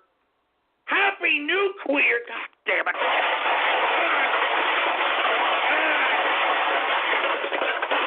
Happy New Queer. Where do you all come up with this crap? Serious, where in your depraved, sick, idiot minds do you come up with this crap? Give me the mic. I mean, look at this. Look at this asshole. I mean, are you kidding me? Swing low, sweet Japs. Swing low, sweet Japs. Man, give me a give me a break. You idiots are sick, macabre assholes. You guys are sick, macabre assholes, man. Good God. Swing low, sweet Japs. That's horrible. You guys are pieces of garbage, man. Give me the mic. Give me the mic. I'm not even joking. You guys are sick, macabre assholes, man. Sick, macabre assholes. And I don't even know what to say after that, man. Good God. Who else do we have? I'm only going to take a couple of more of these because you people are making me sick. All right? Trading my food stamps for 42 coin. No, don't you dare. Don't you dare, you sick prick. The last thing we need is a welfare loser owning our coin. All right? That's the Inner Circle's coin. It's ours. It belongs to us. As a matter of fact, I don't want you all buying it anymore, all right? I don't want you all buying it because I want to tell you something. The Inner Circle and myself, we're slowly acquiring it, and you people are making the damn price too high. You're making the goddamn price too high, so stop buying it already. Stupid morons. There's Billy the Belt Boy again. Yeah, that's great. Who else do we have here? The Lone Sanctuary State? No, don't you even dare. Ain't nothing going to be sanctuary about Texas, boy. You understand? Ain't nothing going to... You shove it up your ass if you think that's going to happen there, boy, all right? Jesus Christ. What's going on in Manhood Magic? We got Asian Andy. No, let's not go there either, man. The Downward Spiral of Chris Cornell. I mean, come on with these. What is this? Swinging Sushi Forest? All right, you know what? That's it. That's it. I mean, these names are sick, man. These names is your major malfunction, you freak shows? Give me the freaking knife. Hey, look at this. How much food stamps for inner circle slot? You know what? Shove it up your ass. The inner circle slots, there's no more. There's no more. I mean, you should have entered the inner circle when you had a shot. So that's enough. All right, I'm done with you idiots. See, I mean, you guys are so macabre today. It's not even funny, man. It's sick. You people have sick heads. You're sick-minded. And you know something? We're going to talk about that later. I'm sure that many of the malfunctioning macabre numbnuts that are in here flapping their fat Cheeto-stained fingers on the keyboard, making these dumbass sick names, I bet you money these are goddamn autists. I bet you goddamn money. Anyway, look, I'm going to move on. You all on Gab can shove your stupid names right up your shit funnels because I ain't going to say anymore, all right? So shut up! Pissing me off. Give me my freaking drink, man. Got me some Johnny Walker Blue Label Ghost and Rare, baby. Man, that's great. Woo! I'm telling you, when you're a capitalist, baby, and you're making money, and you don't have to call another man boss, I'm telling you, the drinks are that much smoother. The food is that much more tastier. The events are that much more better, baby. It's a great life. You know, I love being a capitalist. You know what I'm saying? I love being a capitalist. Anyway, listen, I'm done with you people. You all on Gab, shove it up your ass. I'm done with you people, all right? Stop gabbing me. I'm done with you people. Let's go ahead and talk about something else. Let's talk about President Trump, all right? That always puts me in a better mood. All right, let's talk about the president. Now, first and foremost, folks, there's a lot of news to come out about the president, so let's go ahead and go over it as quick as we possibly can. All right, first and foremost, you've got the media completely spurging out here because why? You had Donald Trump respond to a message that was given by Kim Jong-un. And by the way, folks, well, let me get to that. I'm getting ahead of myself. Let's talk about this big button tweet, okay? Because what Trump was responding to was a message that Kim Jong-un delivered on his state-run media. And he said that he has the finger on the button, trying to threaten the United States as if he is going to nuke the United States or United States interests. Once again, I don't think he's going to do a damn thing. And Trump knows it too. As a matter of fact, I think Trump is getting into the mind of Kim Jong-un. I mean, let's be honest, okay? Take a look at the evolution, the physical evolution of Kim Jong-un once he started throwing verbal and tweet jarbs at each other between Trump and Kim Jong-un. Take a look at his evolution, for Christ's sake, man. Did you see him come out on the New Year's little broadcast? He came out, all right, Kim Jong-un, and he had a complete queer eye for the straight guy makeover. I'm not joking. Did you all see that? He made an announcement on New Year's, and this guy came out with glasses. His hair was slicked and parted. He had a nice little suit going on. You know, he looked like he had a facelift. He looked like he had his chin tucked. I'm not joking. Donald Trump is getting into the head of Kim Jong-un. And you know, it's these tweets that Donald Trump is tweeting at Kim Jong-un, calling him fat and calling him little. And I mean, it's getting into the head. It's getting into the head of this little brat. And that's why he utilized that language in that tweet in response to Kim Jong-un about Kim Jong-un having his finger on the nuclear button. That's why he said somebody in that, I mean, first of all, Trump proceeds to degrade the regime of Kim Jong-un and then tell somebody within that regime to remind him that Trump has a big button next to his desk too, and it's bigger than his. And I'm telling you, folks, this is the kind of unpredictable foreign policy that the United States has needed for some time. As you can see, the rest of the world doesn't even know how to respond to the United States. They don't even know what the next step is, and that's the point. The best foreign policy is not a laid-out foreign policy, but it's one that you lead out at will. For instance, you're like a poker player playing your cards at the chest, and what you're going to do is you're going to act at the table to simulate or to project that you've got a pair of aces when maybe you just have a deuce 7 offsuit.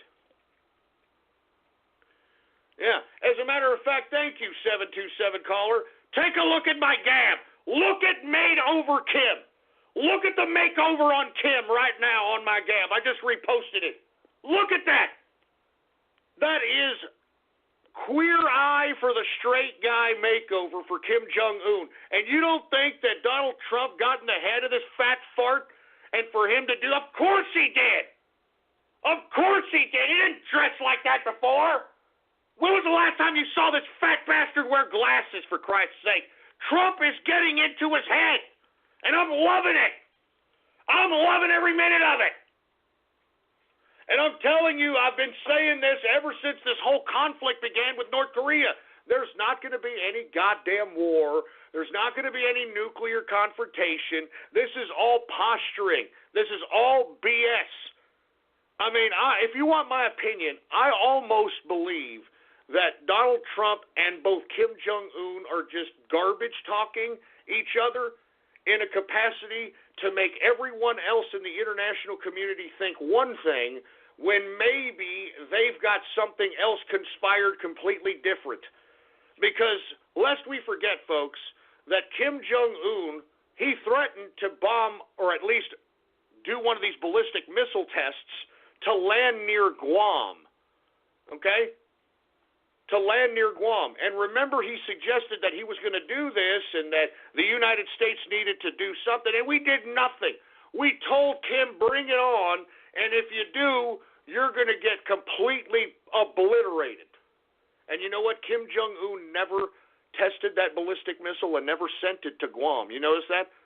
And ever since then, as far as anyone who happens to be a student of foreign policy and international relation, that shows that Kim Jong-un is not as crazy as he's claiming to be. Because if he was truly crazy and wanted a nuclear confrontation, he would have sent the ballistic missile over there to Guam. And, of course, that's one of our United States interests, and we have a base there. But he didn't. And that's why I'm saying I think this is all posturing, if you want my opinion. And I think that the more ballistic missiles that North Korea shoots, the more China looks like a paper tiger. I'm telling you, this makes China look like an idiot. Because lest we forget, folks, do y'all remember prior to Donald Trump becoming president, those 6 or 7 months at the end, like the latter part of Obama's presidency, do y'all remember when China was talking about taking us to war and nuclear weapons? I mean, just all this saber rattling, all this garbage talking. And then when Donald Trump came into the presidency, you don't hear that anymore. You don't hear that anymore. As a matter of fact, because of the whole red button tweet, you actually had a spokesman from China trying to act like a statesman, telling both parties of North Korea and the United States to create a little bit more constructive dialogue and et cetera. I mean, China, I'm telling you, they're looking like a paper tiger in their region. And that's the point. That's the point, man. I mean, North Korea, what do they have to gain by launching a ballistic missile at any U.S. interest? They don't. They don't. They have a vested interest in showing off their ballistic missile capability. They have a vested interest in showing off their potential nuclear capability because in the region, that makes them powerful. Because, let's be honest, if you were North Korea, if you were Kim Jong-un, you have a vested interest and possibly attacking China, or reunification by force with South Korea, or doing something to Japan. All these people in this region hate each other. I mean, let me tell you, you want to see unbelievable, true racism to the death? Take a look at Asia. I mean, everyone hates Chinese. The Vietnamese hate the Chinese. The Japanese hate the Chinese. The Koreans have never been favorable to the Chinese. The Philippines hate the Chinese. The Chinese have been absolutely hated for a long, long period of time by all these variants of Asian cultures. And vice versa. I mean, all these different races of Asian cultures hate each other. I mean, lest we forget that Pol Pot in Cambodia. Y'all remember the Khmer Rouge in the 70s or early 70s?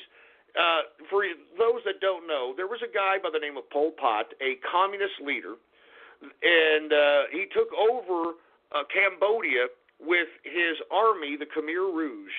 And when they took control, what Pol Pot decided to do was he decided to go and murder everyone that wasn't Cambodian enough.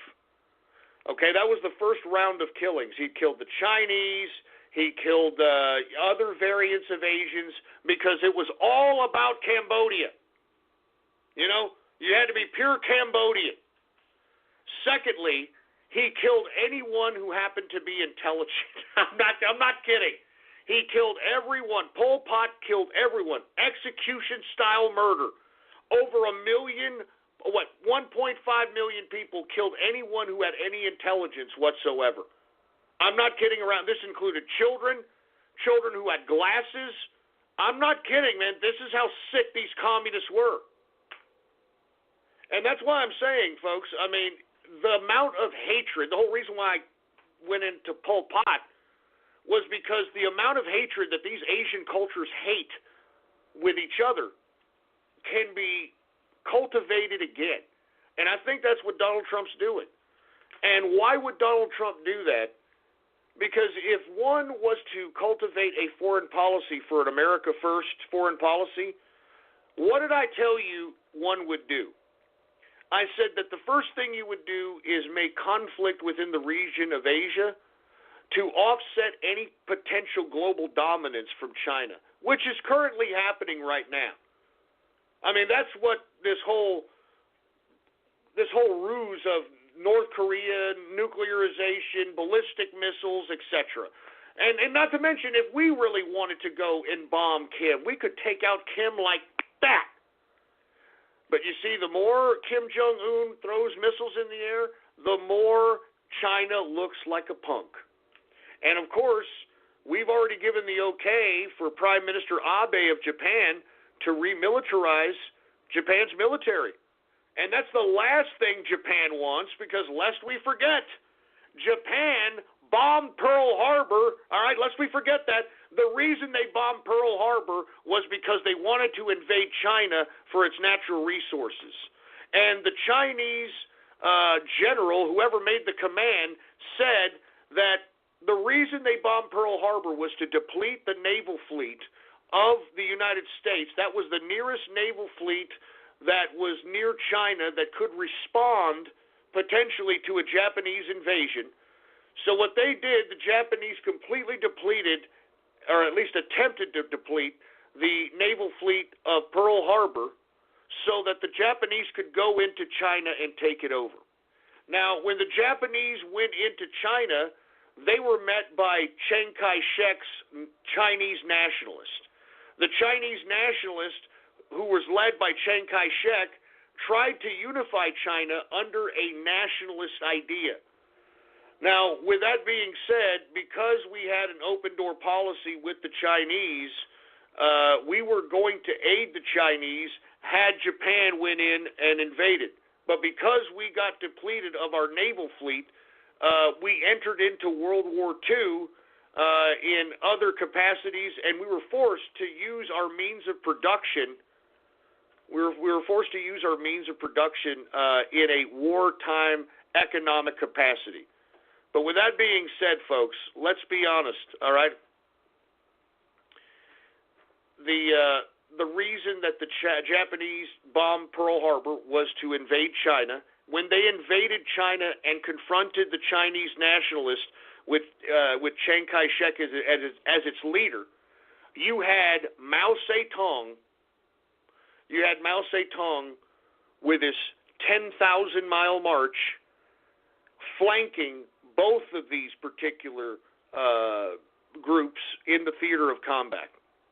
And that's why, with all due respect, Mao Zedong took over China, because he was at the right place at the right time, flanking both the Japanese and Chiang Kai-shek's forces, forcing high casualties in the takeover of China in general. Now, with that being said, folks, the Chiang Kai-shek forces were pushed into what is now known as Taiwan. And that's where Chiang Kai-shek's Chinese nationalists remain to this day. And by the way, the Chinese want to bomb the hell out of Taiwan because of that. The Taiwan, I mean, that's what I'm saying. There's true hatred in this region of Asia. But with that being said, folks, I definitely believe that this whole thing is a ruse with North Korea. That's why I've never really given credence to any kind of confrontation. I said that it would potentially behoove Trump, if he wanted to hit North Korea and formally declare war on North Korea, because that would give him wartime powers and potentially the authority for him to arrest a lot of the corrupt, criminalistic swamp. But that would be the only reason I would justify a theater of combat or a declaration of war with North Korea. Anyway, folks, I want to continue on with President Trump news, folks. Now, we did have the Ghosty Awards this past Sunday. The Ghosties this past Sunday, folks, you know, if you weren't here to check it out with us, I strongly advise you to listen to it in the archive. But, folks, is this meme magic or a coinkadink or what? But Donald Trump, folks, is now going to hold, and it's going to happen this Monday, he is going to award awards for fake news. I'm not even kidding. He is going to hand out fake news awards to those in the mainstream media that he deems are the fakest of fake news, for Christ's sake. I mean, you can't make this stuff up. You can't make this stuff up. I'm not joking. He's going to have a fake news award show. I mean, good God. I'm telling you, man. I'm either a meme magician, I'm Punxsutawney Phil, I'm a psychic, or I'm lucky, or I'm involved with all this crap. Who knows? You got to figure that crap out on your own.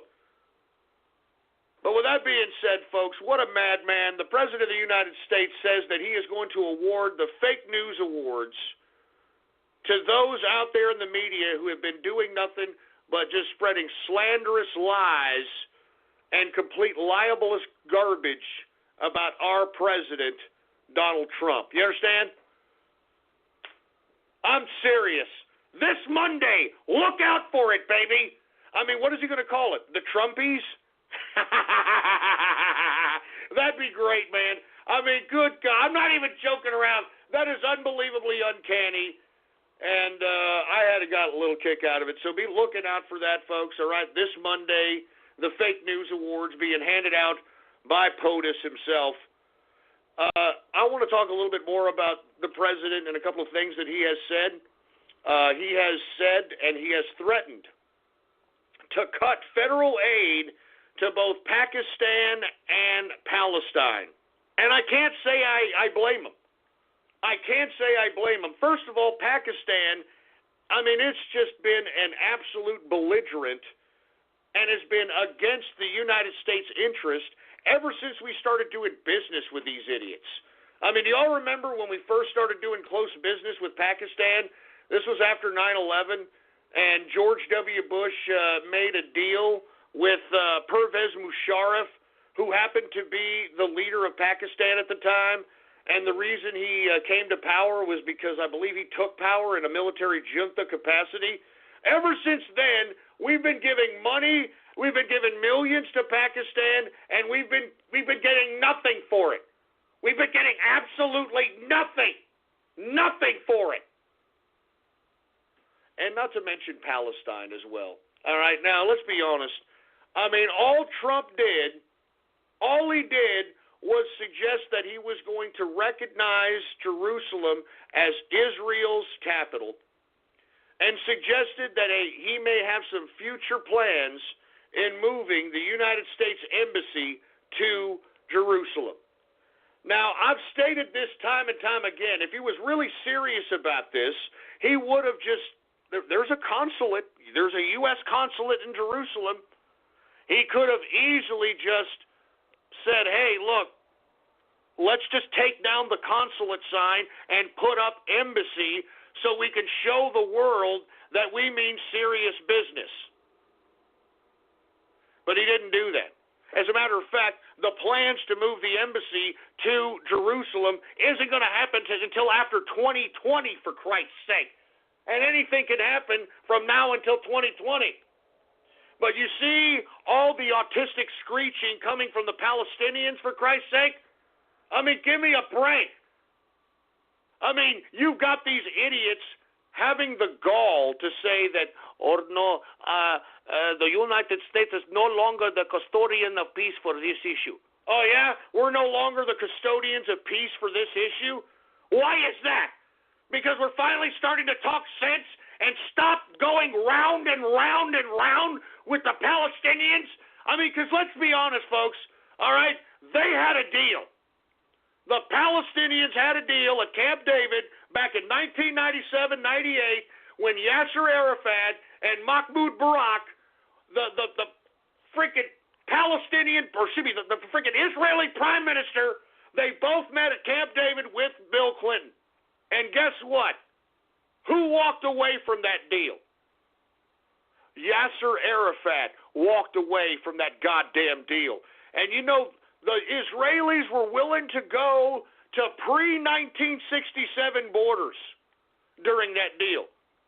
They were willing to go pre-1967 borders, and this asshole Yasser Arafat walked away from the deal. I mean, what the hell else do you want? What the hell else do you want? I'm serious. Pre-1967 borders, and Yasser Arafat walks away. So give me a break. The United States doesn't have time to continuously be going through this charade. And let's be honest, why did Yasser Arafat want to continuously go through this diplomatic charade between Palestine and Israel? Because of the money. Because of the goddamn money. I mean, let's be honest. We know Yasser Arafat, he never stayed in one place. Israel was always trying to kill him. He evaded death, I don't know, hundreds of times, whatever the case might be. But let's be honest with you. He was a complete idiot of a leader. A complete idiot, imbecile of a leader. And a disingenuous one at that. Because at the end, remember when he was put into his compound and he was surrounded by Israeli forces and he ended up dying in his compound? Guess how much money he had in his goddamn bank account? $1.5 billion. Not bad for a goddamn terrorist, huh? $1.5 billion this son of a bitch had in his damn bank account, for Christ's sake. And you're going to tell me that this son of a bitch is some kind of a goddamn freedom fighter? It's a bunch of hypocritical crap. So that's why I'm saying, for the president to threaten to cut federal aid to Pakistan and Palestine, I'm completely okay with, because I'm tired of dealing with this ridiculousness. I mean, are you? I mean, it's time for us to go back to modernity here. All right? We're not out here in 1295. You know, it's time for us to go into the realms of modernity here. And let's be honest, the only group that has been, for whatever reason, not wanting to make any kind of a deal in this Israel-Palestine deal is Palestine. That's a fact. Anyway, enough with that. I am completely in agreement with the president on that. Now let's talk a little bit about Steve Bannon and the backstabbing that Steve Bannon gave Donald Trump. I mean, let me tell you something, man. What a self-serving piece of trash this goddamn Stephen Bannon is. I'm not even kidding around. Because, folks, I mean, have you all timed this? I mean, where these quotes are coming from Steve Bannon, is from some author that's writing Steve Bannon's book now. Yeah. Steve Bannon's writing a book now, and this is where these quotes are coming from. Folks, Steve Bannon, according to this author who's writing his book now, has suggested that Steve Bannon said that what Donald Trump's son did, meeting with that Russian lawyer for 15 minutes, which was nothing, Steve Bannon said that what Trump Jr. did was treasonous. Can you believe this? Treasonous. I mean, completely backstabbing the Trumps, his family. I mean, I just can't believe this guy. And you know what it suggests to me, folks? Did you hear what he said on that 60 Minutes interview? Do y'all remember that 60 Minutes interview? And he adamantly said that there was no kind of Russian collusion whatsoever. Do y'all remember that? And now all of a sudden he's going to come out with this garbage? I mean, what are we supposed to believe? And moreover, folks, this idiot, Steve Bannon, had been delivering content or telling this author what to write in his book back in the summer. So what this suggests is that whatever Steve Bannon has written in this book, he was writing during his tenure while he was a political strategist or whatever the hell he was to the Donald Trump campaign. And not to mention, lest we forget, all these leaks that were happening in the White House conveniently came to an end when you got Steve Bannon out of the White House. Haven't you noticed that? So, with all due respect, I think Stephen Bannon is a complete, disgusting, sniveling rat. And he was the man that was out here leaking the information to the mainstream media. He was the man that was out here trying to serve himself. He was a self-serving idiot. Y'all remember when the media, and I alluded to this at the beginning of the show, do y'all remember when the media would put and suggest that Stephen Bannon was Donald Trump's brain or something to that capacity? I mean, did you not think that Stephen Bannon basked in that crap? And then once he was fired, I mean, he probably felt that was the biggest slap in the face. I mean, Bannon is a complete, disgusting, despicable piece of trash. And to be honest with you, this kind of backstab, I mean, I wouldn't, I mean, I'm just going to put it to you like this. I mean, I would not be surprised if Bannon conveniently had a heart attack here in the next month or two. And that's all I'm going to say about that. I mean, you just can't be a despicable human being to so many different people and be a conniving liar and an outright just sneak. I mean, just a backstabber. I mean, let's just be. Look, I'm not going to suggest anything here, but I know how politics works. Okay, I know how politics works. Politics is a dangerous game, man. People die in politics. Now, lest we forget, folks, that Stephen Bannon runs Breitbart News. Now, Breitbart, not too long ago, I don't know if y'all know this, some of you millennials may or may not know, Andrew Breitbart was a real guy. He was an advocate for right-wing politics. He was an unbelievable user of the media. I mean, this man was fearless. He confronted all leftists. And unfortunately for Andrew Breitbart, his fearlessness caught up to him because at CPAC, the year that he died, he said that he had tapes and had information and documentation stating that and proving that Barack Obama was a radical communist leftist. And he was going to use that and vet him, quote unquote, and I'm quoting Andrew Breitbart, when it came to the 2012 election. Now, not too long after that CPAC speech, and you can download that on YouTube. Just Google up Andrew Breitbart CPAC. And that was his speech in which he called out Obama personally. And he said he was going to take down Obama. And let me tell you something, man. You can't do that to a sitting president when he has all these agencies and all these black operations, all these institutions at his disposal. And you see, what happened to Andrew Breitbart, folks, he was just walking home one night. He was just walking home one night and just completely collapsed. Just collapsed as he was walking. The only witness who witnessed him collapse, who witnessed him literally turn blue, he said he turned blue and then collapsed, and he was dead thereafter.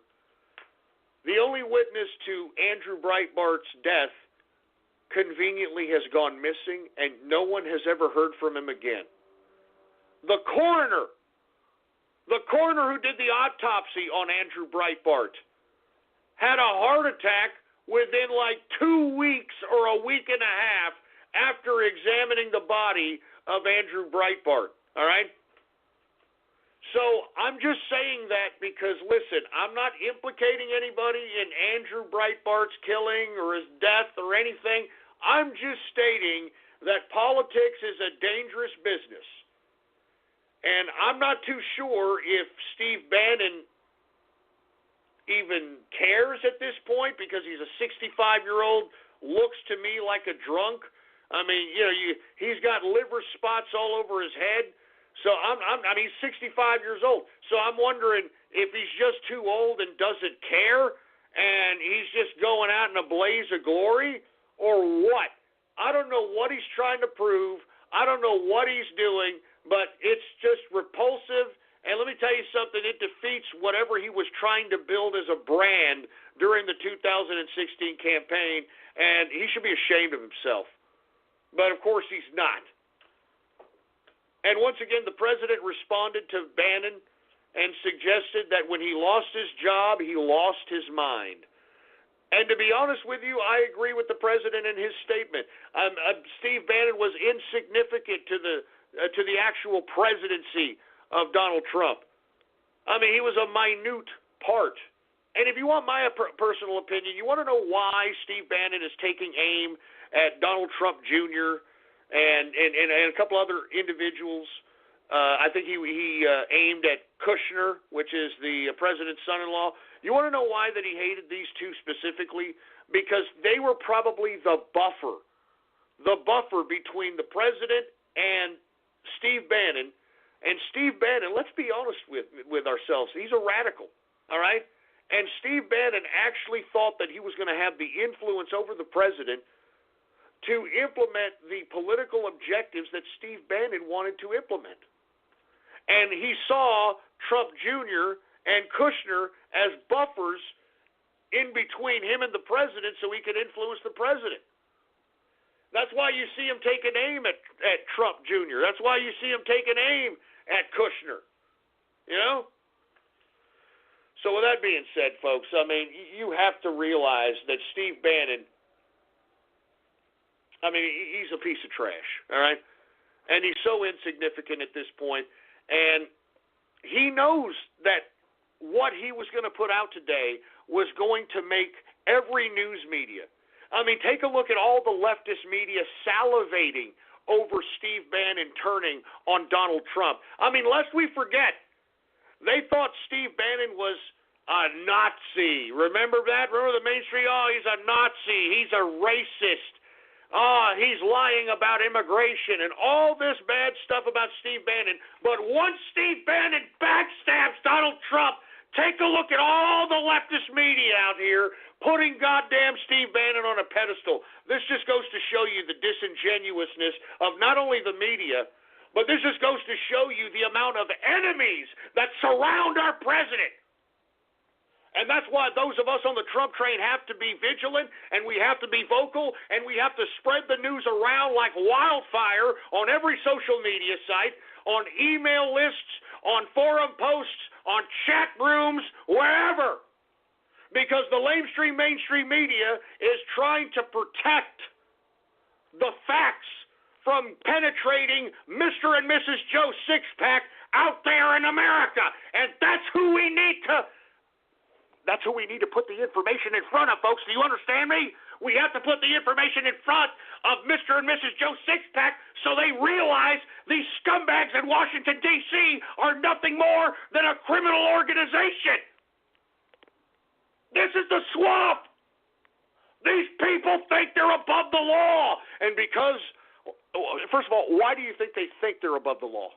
They think they're above the law because they know that the United States average Mr. and Mrs. Joe Six-Pack is not going to investigate the bureaucratic complexity that these assholes in Washington, D.C. deal in all the time. I mean, take a look at all the bureaucratic layers. All the bureaucratic layers that encompass this whole Robert Mueller special counsel crap. And let's go ahead and segue into that. Take a look at all the bureaucratic layers of all this Robert Mueller special counsel stuff. I mean, Peter Strzok, or Strzok, whatever his fruity name is. Bill Orr. I mean, McCabe, Deputy FBI. I mean, give me a break. These people think they're above the law. And the reason they think they're above the law is because, as I stated, they take advantage of the fact that Mr. and Mrs. Joe Six-Pack aren't going to investigate these complex bureaucratic layers. That's why those of us on the Trump train, those of us that are news junkies, those of us on the right wing, we have to amplify this. We have to amplify it so people can't deny it. We've got to put the facts in their faces. I mean, we got to put the facts in their faces, folks. And let me tell you something, good news as it relates, at least it's a slight bit of good news, as it pertains to the Robert Mueller special counsel Russia-Trump nonsense.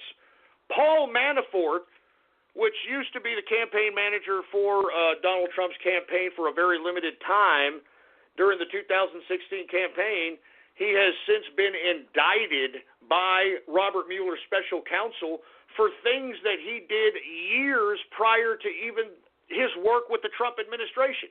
I mean, you all understand that, folks. Paul Manafort is indicted for things he did years before he was even a part of the Trump campaign. That's the kind of unscrupulous crap Robert Mueller and this political weapon called a special counsel is conducting themselves out here. All right? And, well, with that being said, Paul Manafort and his lawyers have now decided to sue the Department of Justice. They decided to sue the Department of Justice in an attempt to narrow the investigation of Robert Mueller and potentially disbanding it. Because remember, the whole objective of Robert Mueller's investigation was to find any collusion with Trump or his campaign and the Russians, and they can't find it. If anything, his own special investigation, special counsel had more connections to the Russians than Donald Trump. Peter Strzok, and lest we forget, folks, I mean, the House Intelligence Committee, the House Judiciary Committee is finally starting to put all the puzzle pieces together. Lest we forget, Representative Jim Jordan out of Ohio put it all together. He said that what Peter Strzok did, and of course they can't get a confirm or denial on anybody that they're testifying, or they have under testimony, or they have under oath. He has suggested that it was Peter Strzok that utilized this Russian dossier. And lest we forget, that Russian dossier was comprised and was compiled by actual Russians. And lest we forget that Hillary Clinton admitted that she paid for that Russian dossier. That Russian dossier was $12.5 million. How is that not collusion with Russia And yet you've got Steve backstabbing Bannon trying to claim that some 15-minute meeting with some stupid setup of a goddamn Russian lawyer at Trump Tower is somehow treasonous. How is Hillary Clinton paying for the Russian dossier $12.5 million? How is that not treason? How is that not treason? Not only that, how is it not any kind of law-breaking at all for all these people at the top levels of law enforcement on a federal level, the Department of Justice, the FBI? How can these people be so politically partisan? How could they use their positions as federal authorities as a means to manipulate the political system of this country? I mean, lest we forget about Peter Strzok. This guy was all over the place.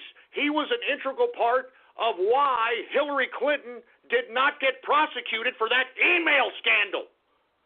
He was the one that changed the wording in Comey's statement. Remember that statement that Comey gave? He changed the wording from grossly negligent, which is prosecutable. He changed the word from grossly negligent to careless and unsophisticated, which there is no prosecution that has been ever, or let's put it this way, there is no wording in any precedent of prosecution of careless and unsophisticated being prosecuted. But there has been for grossly negligent, and it was Peter Strzok that changed the wording of James Comey's little statement. It was Peter Strzok that ended up utilizing this Russian dossier as evidence to justify wiretapping Trump and his associates through the FISA courts. I mean, I could go on and on, folks. I mean, have you heard of the demographic composition of the grand jury of Mueller's special counsel? Have y'all heard about this? I'm not kidding.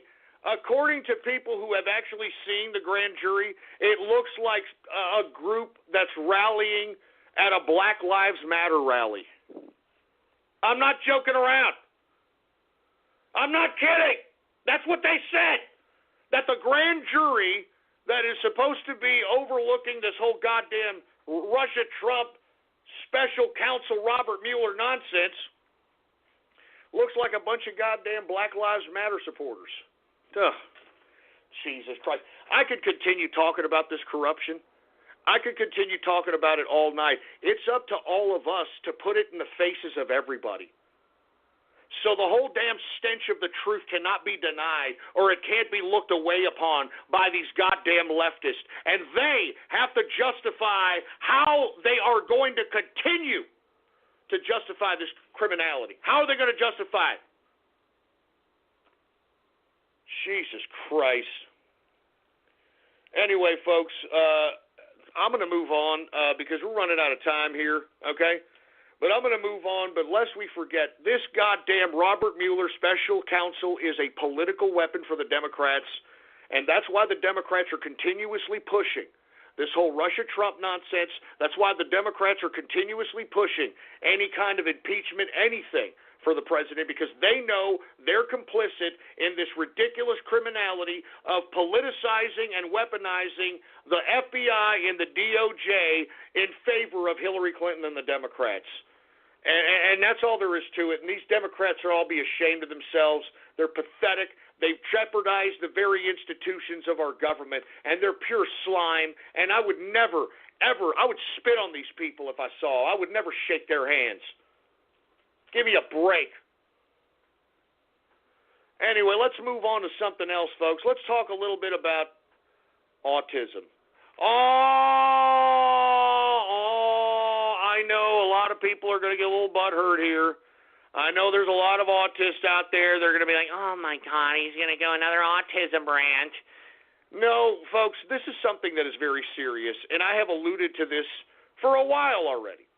Haven't I said that these autists are dangerous? Haven't I said that this pussy pampering of these man children is going to equate to murder at some point? I mean, let's be honest, okay? I mean, I knew this was going to happen. I already talked about it happening once, all right? Out there at the, what the hell was it? That one brony that went ape crap at University of Georgia, I think, right? University of Georgia. He went out there with a penknife saying, "Oh, kill me, I hate my life, kill me." And then the officer was like, "Okay," and they shot him. And then you've got this cuck dad of his, "Why did you have to shoot my son?" "Oh, because he was a lunatic." Well, folks, it's finally happened. A 16-year-old autistic boy murders his family on New Year's Eve.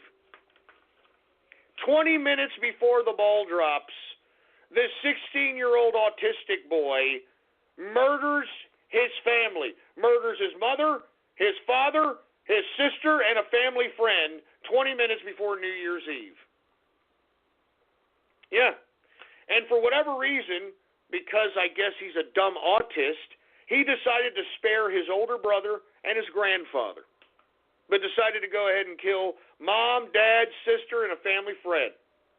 Huh? And guess what? They talked to family friends of these people. This guy by the name of Scott Colge, 16 years old. Family friend says that Scott had emotional problems. Oh, he had emotional problems. Oh. Now, you know what he had? He had a pussy pampering problem. That's what he had. He had a goddamn pussy pampering problem to the point that it killed him. These stupid parents pussy pampered this tard to the point where this tard killed him. This damn autistic tard killed him. And look, I'm only speculating here, but you could only imagine why this Scott Colge, or whatever the hell his stupid name is, you want to know why he probably, in my opinion, decided to kill his parents? Because he had a meltdown. Probably they took away his game for about 20 minutes. Probably saying, "Hey, Scott, come on, get off the video game. Hey, come on, Scott, get off the computing device. Come on, we're going to watch the ball drop. It's New Year's." And I could only imagine that this autistic spurg started melting down. And, of course, you know, they probably are tired of this idiot melting down. So they're like, "Oh, Jesus Christ, whatever. Okay, Scott." And because no one was taking his meltdown serious, because these autists believe that they have to go to the extreme so that they can be listened to, and, "Oh, I'm having a meltdown." He went to go get a rifle, okay? He went to go get a goddamn rifle and blow away his mother, father, sister, and a family friend, okay? And that's what they're saying. "Oh, he's an autist. He's an autist. It's okay now," right? That's what they're saying. They were saying, "Oh, he had emotional problems and was bullied by other children." Oh, so you know what his mother did? His mother pulled him out of school and homeschooled him. Oh. Well, folks, I told you it was only a matter of time before these autists started killing people. And look, they're killing their own parents. This idiot killed his own parents, who gave them everything. Look, I'm telling you, you parents of autists, you better start listening to this, because I think that we're going to see a lot more of this crap. We're going to see a lot more. These goddamn autists are dangerous, all right? And why? Because of you stupid parents. Because you pussy pampering these stupid man children and then capitulating every time they have a meltdown and buying them whatever the hell they want to buy. That's why this stupid autist thought he could get away with killing his family, because he's an idiot. I mean, he had a meltdown. He's like, "I hate my life. You took away my video game. And then took a goddamn gun and shot these people. Oh, my God. And look, I'm looking at the spurgs in one of these damn chat rooms here, Here's this one guy. Let me go ahead and read this Spurg here. He's like, I used to listen to True Capitalist Radio, but Ghost became obsessed with talking about autism. It's ridiculous. I check in every once in a while, but it's all I hear. Hey, are you taking offense to it, you stupid autist? Well, that's because you're probably going to be one of these future idiots that's going to go kill your family or go kill a group of people because they didn't take your stupid meltdown serious. All right? I'm not joking, man. I'm sick of these people, man. Stop coddling these idiots. These people are dangerous. I told you, man, they were going to start killing people. All right? I told you these people were going to start killing people. Now it's become a reality. Okay? So, if you all want to be pissing and moaning and saying, it's not my autism. It's not my autism. I'm a good boy. All I want is to play my video games, and I want to write nice stories. I want to write nice stories about incontinence and ponies. Give me a freaking break. And if you're taking offense because you're an autist, and you're like, I don't like it. It's making me feel uncomfortable. Well, you need to hear it, you stupid autist prick. You need to hear this. Because no one is going to tell you that you are a problem. And you're getting so much a problem now that I think that you need to be looked after. Come on, man. How many more incidents of these stupid, dumb autists killing people are we going to have to continue to see before we start saying that this is a freaking problem? All right? I'm not joking around. This is a freaking problem, man. All right? So all you autists can be in denial all you want to, but that's all there is to it. And let me tell you something, man. If y'all are going to continue to fall under this autistic moniker, if you're going to continue to be like, yeah, I'm autistic, Ghost. I don't like how you're talking about autists all the time. Well, then that's why you are where you are, for Christ's sake. You're an emotionally unstable idiot. And let me explain something to you here. I had a Ghosties Award this past I had a Ghosties Award this past Sunday, right? And I gave out, who did I give out the most? Hey, engineer, who did I give out the failed troll of the year to? I think it was seriously Samsung, okay? And what do I get? I get chat room snapshots of seriously Samsung spurging out saying that, oh, I'm not a failed troll. I put a lot into my remixes, and I'm going to leave the TCR community, and Ghost is an asshole, and I fucking hate him, and just because I named somebody failed troll of the year, you'd think they'd appreciate the attention. Oh, my God. I'm sorry. I'm tired of it. I'm sorry, man. You all can piss and moan. If you don't like listening to me and you're an autist, go piss off, all right? I don't care. All right? I don't care. But now, you guys are killers now. All right? You guys are killers now. 16-year-old autistic boy kills his family on New Year's Eve, probably because they wanted him to be away from his computing devices or his enemy. Jesus Christ. Let me move on, all right? Let me move on. Let me talk about this one. If you thought an autist killing their family was bad, listen to this, okay? 10-year-old boy in New York City has founded a club for your children. Do you happen to have children under the age of 10, 13? Well, this is for you, folks, in the new liberal America, in the new pro-LGBTQ America. Now what we have is we have a drag club for kids in New York City. And who founded this drag club? Yeah, I'm talking drag queen. I'm talking dressing up in freaking woman's clothing, all right? Drag club for kids. It was founded by a 10-year-old by the name of Desmond Napoles. It looks like Posholes, but Napoles, a.k.a. Desmond is Amazing. Oh, yeah, bitch. Yeah, Desmond is amazing. Yeah, bitch. Anyway, this 10-year-old began dressing up as a toddler and then began wearing dresses at 6 years old. This 10-year-old apparently is heavily into the LGBTQ scene in New York. I mean, I don't know how this is legal. How can this 10-year-old be heavily into the LGBTQ scene when they're 10 years old without being molested or something to that capacity? I mean, look, folks, I really don't care what people do in their sexual lives. I don't. I'm a capitalist. I really don't care. I really don't. But I don't think a person should be defined on how they like to fuck. Excuse my French. I'm sorry to be so explicit. But I don't think that a person's whole identity should be defined on how they like to be penetrated. And you see, that's what the LGBTQ is based on. It's not based on if you're a nice human being or if you have any kind of content to your character. No.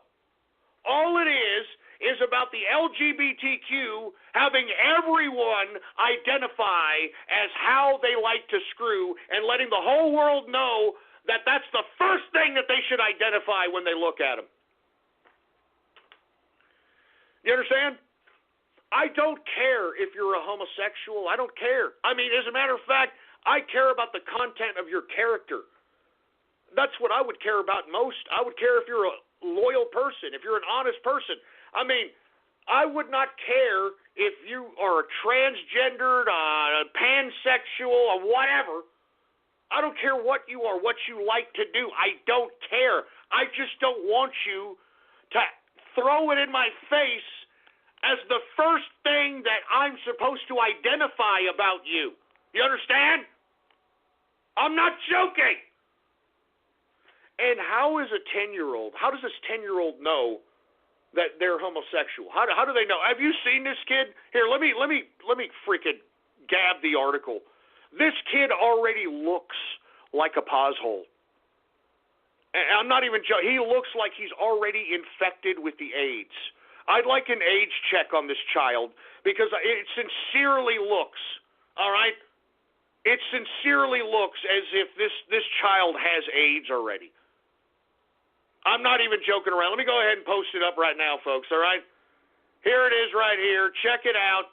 All right, 10-year-old drag queen founded a drag club for kids. And by the way, not only does this 10-year-old who looks like a pothole, look at the emaciated face on that kid.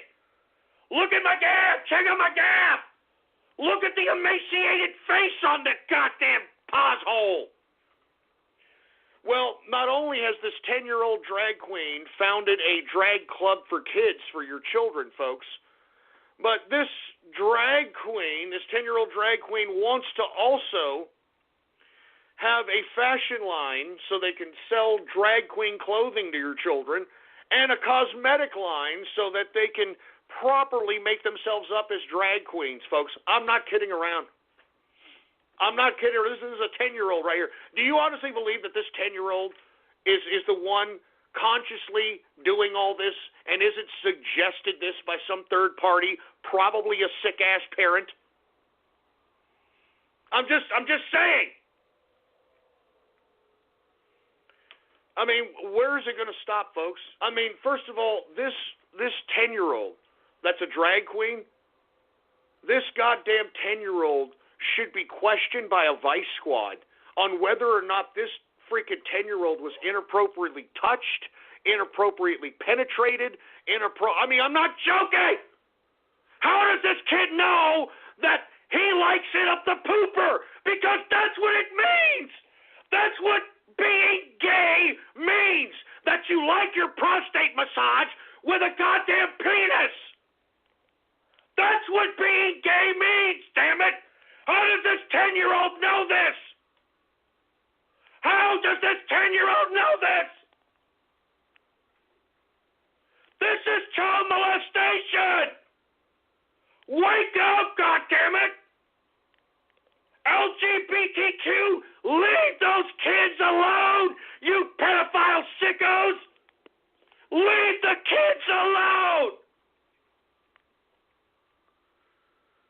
And by the way, not only was this kid heavy and really deep in the LGBTQ community of New York, whatever that means, but of course, you had to have RuPaul, right? Embrace it. Yeah, this 10-year-old was in a RuPaul video. Oh, my God. I'm telling you, you know this is legalized pedophilia. You know that, right? I mean, I am not joking, man. If your child is coming up to you, any age younger than like 15 years old, and says that they're a homosexual, you better ask them who the hell molested them. Because how in the blue hell would they know if they're gay unless they've been penetrated? Unless they've conducted themselves in that activity? How do these young people know they're gay, for Christ's sake? They've been molested! They've been molested, for Christ's sake! Have we all gone mad? Is this going over everybody's heads? This 10-year-old drag queen was obviously molested, for Christ's sake! And does anybody care? Is this the new America? Huh? Is this the new America where we've got 10-year-old drag queens creating clubs, creating a goddamn nightclub for your kid to go and conduct themselves as a drag queen, for Christ's sake? Damn it! It pisses me off, for Christ's sake! Wake up, folks! Wake up! Jesus Christ, I'm not joking, folks. If your child is coming up to you and saying they're a homosexual, well, you better question how the hell they know, because they were molested! Because that's what gay means, you understand that? That's what gay means! It's sexuality, for Christ's sake! Wake up! Wake the hell up!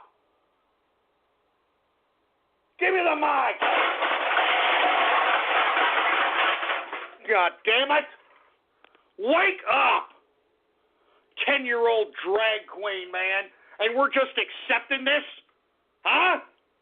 We're just going to accept this? Leave our children alone, LGBTQ. Do you understand me? Leave our children alone! We know why you're trying to penetrate, literally and figuratively, our children, because you're sick! You're sick in the head! The majority of you goddamn gays have pause holes! You know it and I know it! Stop messing with me! Leave our children alone! And, you know, once again, if you pause holes are going to play that game that, oh, you're being hateful, Ghost. I mean, how can you say that most gays are pause holes, huh? Hey, why don't you go take a look at the statistics? There's no pride in the LGBTQ community. It's a death cult. Do you understand? Why don't you go take a look at Craigslist, all right? Take a look at casual encounters, male for male, and take a look at the sick crap that's in there. I mean, you've got people that are begging for pause loads on Craigslist right now. I'm not joking around. People actually purposely wanting some partner who is infected with the AIDS. It's called bug chasing. I'm telling you, folks, what's happening in the gay community, they are trying to mask around this idea that, well, if you question what we do, you hate us. No, there's no pride in being a part of a death cult. And folks, I've been living in Austin, Texas. All right, Austin, Texas is pretty goddamn liberal, and I've seen these homosexuals who are infected with the HIV, purposely go up to the young people who aren't infected with the HIV, that are 18, 19 years old, going up to them And why? Because they're fresh pieces of meat. And they can pause their neg holes. And is anyone surrounding in that gay community stopping that one pause hole from pausing a neg hole? No! They don't stop them! It's a death cult! It's a death cult! And if you had any pride, LGBTQ, you would stop promoting this idea of just complete and utter Neanderthal sex. Just complete promiscuous, just if it feels good, do it, hooking up, all this crap, man. That's what's killing your community. And let me tell you something before I move on here. I find it rather unbelievably macabre how the gays, the LGBTQ community, how the hell they can interpret death.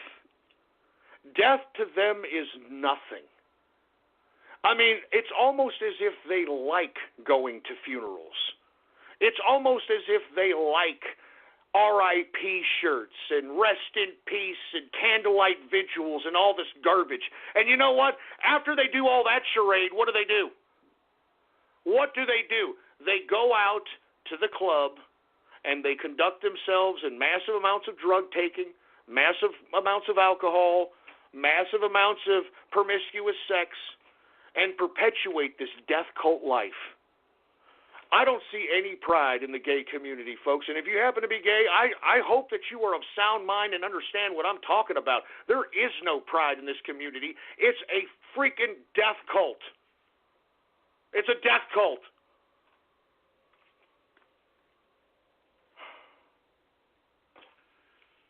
I'm serious, folks. I'm not even joking around. I mean, you know, in Austin, Texas, on 6th Street, we used to have a group of vagrant drag queens, one of which was a man, or I don't know what you want to call this freak, Leslie Cochran. Leslie Cochran was a balding, long hair who had a Fu Manchu and would stand outside 6th Street with a G-string. Doesn't matter how cold it was, Leslie Cochran would be out there with his Fu Manchu and his balding head in a G-string. So I know that I know exactly what this little gay, little LGBTQ pride is all about. It's a death cult, all right? I was out there in Austin and I saw it for myself. Anyway, folks, I was going to talk a little bit about the Iranian uprising, and I just want to make clear that I'm glad that President Trump is recognizing the plight of the Iranian people. Because I was on this broadcast in 2009, folks, screaming my head off for anyone to aid the 2009 Iranian Revolution, when the people rose up against the Ayatollah and then President Ahmadinejad. I was there. As a matter of fact, folks, I was on a chat community back in those days called Pal Talk. It was a voice chat community, and to be honest with you, it's kind of, it's not very good anymore. But either way, back then it was a chat community, and a whole bunch of Iranians would hang out at this particular chat community. And it was in this chat community that I got acquainted with a lot of Iranian youth. And it was at this chat room in which I aided, to some extent, the Iranian organization of the protest in 2009, which ended up becoming the revolution of 2009. And I don't want to tell you what capacity in which I aided, but just put it this way. Everyone that I talked to that was a part of the 2009 revolution was executed, and their families were executed. So if you go back to the archives, I took this a little personal, the Iranian Revolution of 2009. And if you look enough into the archives, after the 2009 revolution was quashed, I said, and you can look back in this archive if you don't believe me, I said that now that Obama and the world did nothing for the 2009 Iranian Revolution, I said, and I quote, that we will be doing nuclear deals with Iran. I said we would be doing nuclear deals with Iran, and folks, the prognosticator or prognosticator strikes again. And I'm telling you, this uprising happening in Iran is legit. These folks that are uprising in Iran, folks, it's mostly the youth. I mean, lest we forget, there are like 3 or 4 people that are under the age of 25 than are over the age of 25 in Iran. And these young people don't want to live under this fundamentalist garbage that the Ayatollah has been shoving down their throats for these decades. They don't want to live in that garbage anymore. They're tired of the economic discrepancies. They're tired of the hypocrisy.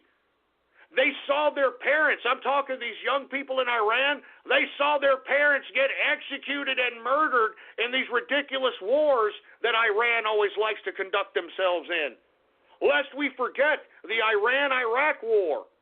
Iran lost, close to 500,000 people in that war?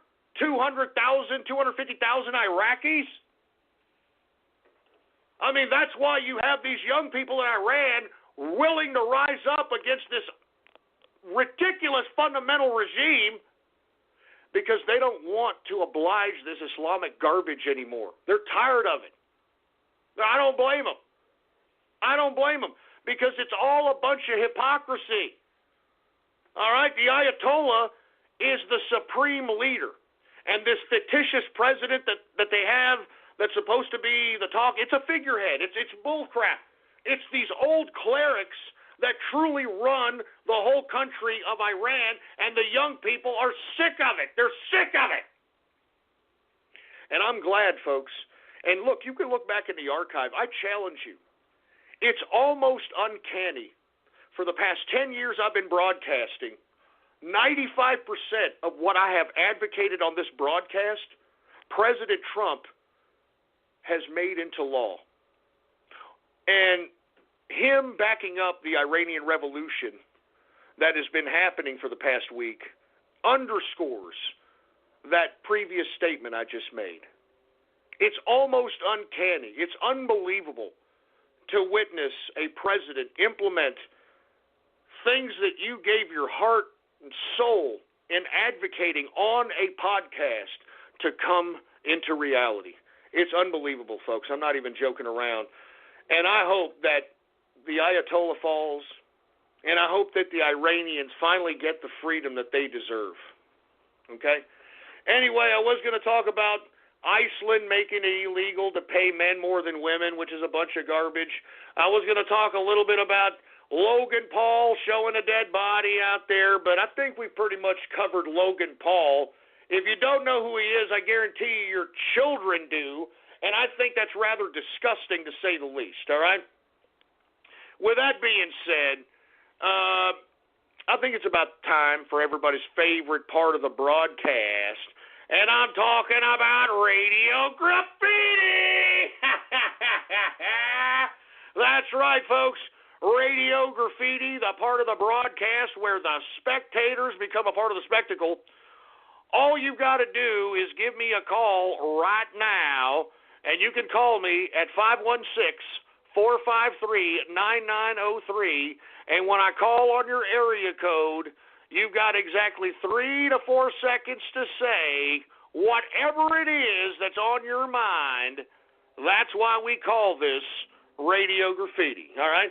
And by the way, hey, engineer, do we got any Radio Graffiti calls to be had? All right, well, without any further ado, and before I get to Radio Graffiti, I want to remind we've got 2 members that have not contacted us so that we can, hook them up into the chat room. So hook me up with your order number. Let me know what's up. All right, we want all the Inner Circle members that paid to be in there. As a matter of fact, the Inner Circle is great. Great additions to the Inner Circle, and I'm proud of it. And, I just wanted to give props to that. Anyway, let's go ahead and get to Radio Graffiti right now. All right, let's go ahead and get to, how about Anonymous Radio Graffiti? I said this at the beginning of the year. I still think it's going to happen. I don't think Vladimir Putin is going to make it to the end of the year. Yeah, you know what? Let me explain something to you. They've tried to execute this guy several times already, and they have failed. And lest we forget, Trump also gave him some inside information that saved his ass that Vladimir Putin thanked Trump for because it saved his ass. All right? Now remember, I said if he doesn't make it out alive, if he does make it out alive, it's going to be because he's had a lot of attempts on his life. And you know, a lot of these attempts you don't hear about in the mainstream media. I mean, why don't you take a look at the bombing that happened in Russia's airport? Why don't you take a look at the situation that they had at Putin's Secret Service building, the building that houses the Secret Service? There was a hostage situation in that building. I mean, look this stuff up for yourself, you stupid morons. I mean, you see, that's the thing about you autists, you know? No, you promised. You said you were going to give us ice cream, and now you're just giving us yogurt. That's not fair. Stupid autists, man. I'm telling you, I think that you all should be on a list, and I'm not even joking. Because I personally, I'm not even joking, as a business owner, I would never hire an autist, ever. I mean, I'm not taking on that kind of liability because of some tard. Jesus Christ. Who else do we have here? How about 717 Radio Graffiti? Snake Nerds Radio Graffiti.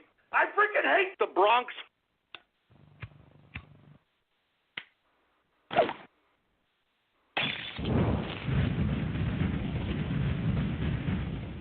Bronx and Fuego. I hope that your ass burns in flames. All right? You know, when your ass burns alive, you know what I'm going to do? I'm going to go, whoa, you died. Whoa, you died. Whoa, you died. Whoa, you died. All right, we get it. Shut up. You guys are so macabre, it's disgusting. You should all be ashamed of yourselves. I'm not even kidding around. 336 Radio Graffiti. We have the right, as white people, to say white people. Hell yeah, that's what I'm talking about, man. The white pride. Look out, nigga, the Klan is getting bigger. That's harsh, man. You know, I happened a whole bunch of slaves that happened to be black. No, what the hell is that? What the hell's going on here, folks? Get away! Yeah, what's going on, Ghost? Oh, Christ, no! Tyrone. Get away! Flipping the script, baby, you know what I'm saying? You know how it go. I'm not being taken out alive! Let me get my freaking gun. Let me get my freaking gun out of here, for Christ's sake. Jesus Christ. Ain't nothing you can do about it, baby. Oh, my God. Hey, I'm tired of this crap. It's time to start shooting Tyrone. you know what it's like to be black, man. You know what I'm saying? Hey, look! Niggers gonna kill! You know what I'm saying? Yeah. Just shoot him! Ain't no way, nothing, man. You know what I'm saying? Yeah. Look at the damn job, like this. You know what I'm saying? You know what I'm saying? I think it's motherfucker out there, the hood, man, motherfucker. You gotta know they coming, boy! These motherfuckers like this. Shoot away. Rolling up in the hood. Just shoot. The motherfuckers don't know what black is, Shoot you know what I'm saying? Kneecap style. You know what I mean? Blow a hip off. Wait. What the hell was that? What kind of a splice was that, for Christ's sake, man? I couldn't even understand it. God damn it, man. 352 Radio Graffiti. Little Havana. Havana will na. Hey, half of my heart is in Havana will na. He took me back to Atlanta na. All of my heart is in Havana. This something about his manners. Havana. Woke up with that hotel doing when he came in. What are y'all doing, man?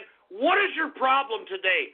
I mean, what's up with these dumbass splices? For Christ's sake, you're making me sick.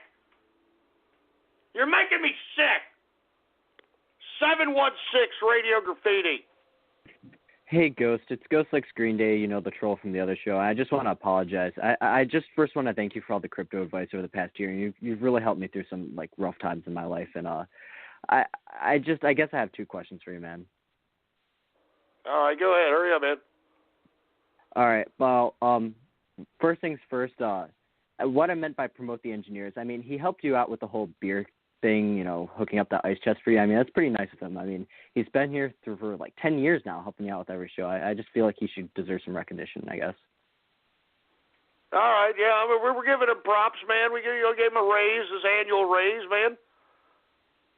And do you use a catheter? Jesus, shut up. I bet you use an anal catheter, all right? Did you hear about that one doctor who reused anal catheters? Sounds like this is a case right here, for heaven's sake. 209 Radio Graffiti. Hey, what's up, Ghost? So I'm a student at a California State University, and in one of my classes, they were telling us that there is no biological difference in gender. And they're saying that the Y chromosome in the male looks like an X of a broken leg. So they're pretty much teaching us that men are broken fragments of women. And it disgusts me because if I sit up and say anything in the class, I get verbally assaulted and pretty much a failing grade. Well, are you kidding me, though? What? I mean, man, I don't have time to be... did you all hear that, folks? Do you all hear that? This is what they're teaching your kids in college. Good God, I don't know what to tell you, kid. I mean, I hope you're not paying for your college. That's all I'm saying. I hope that you're not paying for it. Good God. 517 Radio Graffiti. Penis, penis, penis. Oh, oh. Yeah, we get what you like in your anus, all right? We get it. 336 Radio Graffiti. You know, homosexuals. I said I really don't like trannies. They're ridiculous. I'm sorry. That's a personal thing, okay? And in my personal opinion, folks, no, what the hell is that? Jesus Christ, man. I don't know what the hell's going on here, folks. Oh, my God. Tamia the Trap. You know what, Thomas? I'm done with you. Just leave me alone. I'll have to put you to sleep. You got another thing coming. I'm not going to tell you that lie. Let me get my freaking gun. Let me get my freaking gun out of here, for Christ's sake. Goodbye.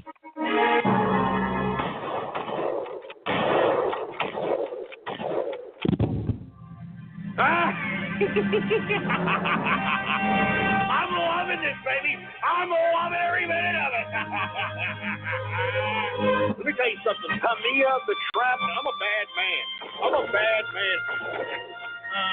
I'm glad you're dead, you know? I'm glad. Tamia the Trap is dead. I'm glad you're dead. I'm lonely right now. I'm happy. I'm gonna quit. I'm gonna go. Settle me. What? I mean, I don't know what the hell. I mean, what am I supposed to say to that crap? What am I supposed to say? How am I supposed to react? Seriously, I don't know what the hell to say anymore, man. I don't know what give me the mic. I don't know what. Do y'all hear this garbage, folks? I mean, what these people don't understand is that my show is serious business, man. I'm listened to by hundreds of thousands of people throughout the world. My show is serious business. Oh, my God, man. 321 Radio Graffiti. Yes! Yes! Yes, I freaking love Cleveland, man. Hey, yo, it's the Cleveland Show. Oh, that's just great, you stupid freak. 614 Radio Graffiti. Hey, mate, it's Distillin. I just didn't get a chance on the Ghosty show to thank you for my award and thank the fans, so thanks, everyone. I appreciate it. Hey, no, thank you, Distillin. Fan of the year. Props to Distillin, man. And, hey, man, thank you for accepting the award. We appreciate it. How about 505 Radio Graffiti? My name. Oh, my God, what a horrible Obama phone. 973 Radio Graffiti. Jesus, we can't even hear you with that Obama phone, you dick. 256 Radio Graffiti. Pylon Radio Graffiti. This is Hambone Thomas Albin from Texas. Texas? You know, of course, that you're out of your jurisdiction. I suggest that you let my department handle the situation. Goddamn troll terrorists and cyber vermin make me want to drink. Do you hear it? I hear perfectly. The fact that you are a Hambone is not germane to the situation. The flog of sneaking, slocking, goddamn crowd vermin. Shut up! My son, you stupid, dumb son of a bitch.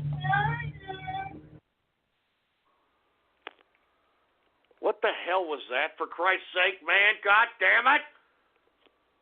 This Radio Graffiti sucks! Goddamn cheese-hole chomping, pud-pulling pieces of chicken-eating cornball crap. 412 Radio Graffiti. Fuck everything, but fuck you the most. Fuck everyone, but fuck you the most. With a big rusty pole or a splintery post. Yeah, fuck you the most. Fuck you, fuck you, fuck you, fuck you, fuck you. Shut up! Screw you! Screw you! Son of a bitch. Good God, you people are pissing me off today, man. Who else do we have here, for Christ's sake? Jesus, I'm tired of this garbage, man. 336, Radio Graffiti. Steven! Dad, is that you? What? Of course. You doing all right? You look like you saw a ghost. Dad, I'm freaking out. I feel like I'm stuck inside of some crazy dream. Shut up! I deserve more respect, boy. You need a daddy to take you out back in the woodshed and break out that belt. No. Take it, boy. Take it in the woodshed, boy. Are you okay? Oh, man. I fell asleep and had this weird dream. I opened the door and Ghost was there. And, oh, that's okay. Dreams aren't real. They're just mixed up movies. Believe me, Steven Universe, believe me. I ain't made a man of you yet, boy. No! Yeah! Yeah! What the hell was that? Good God!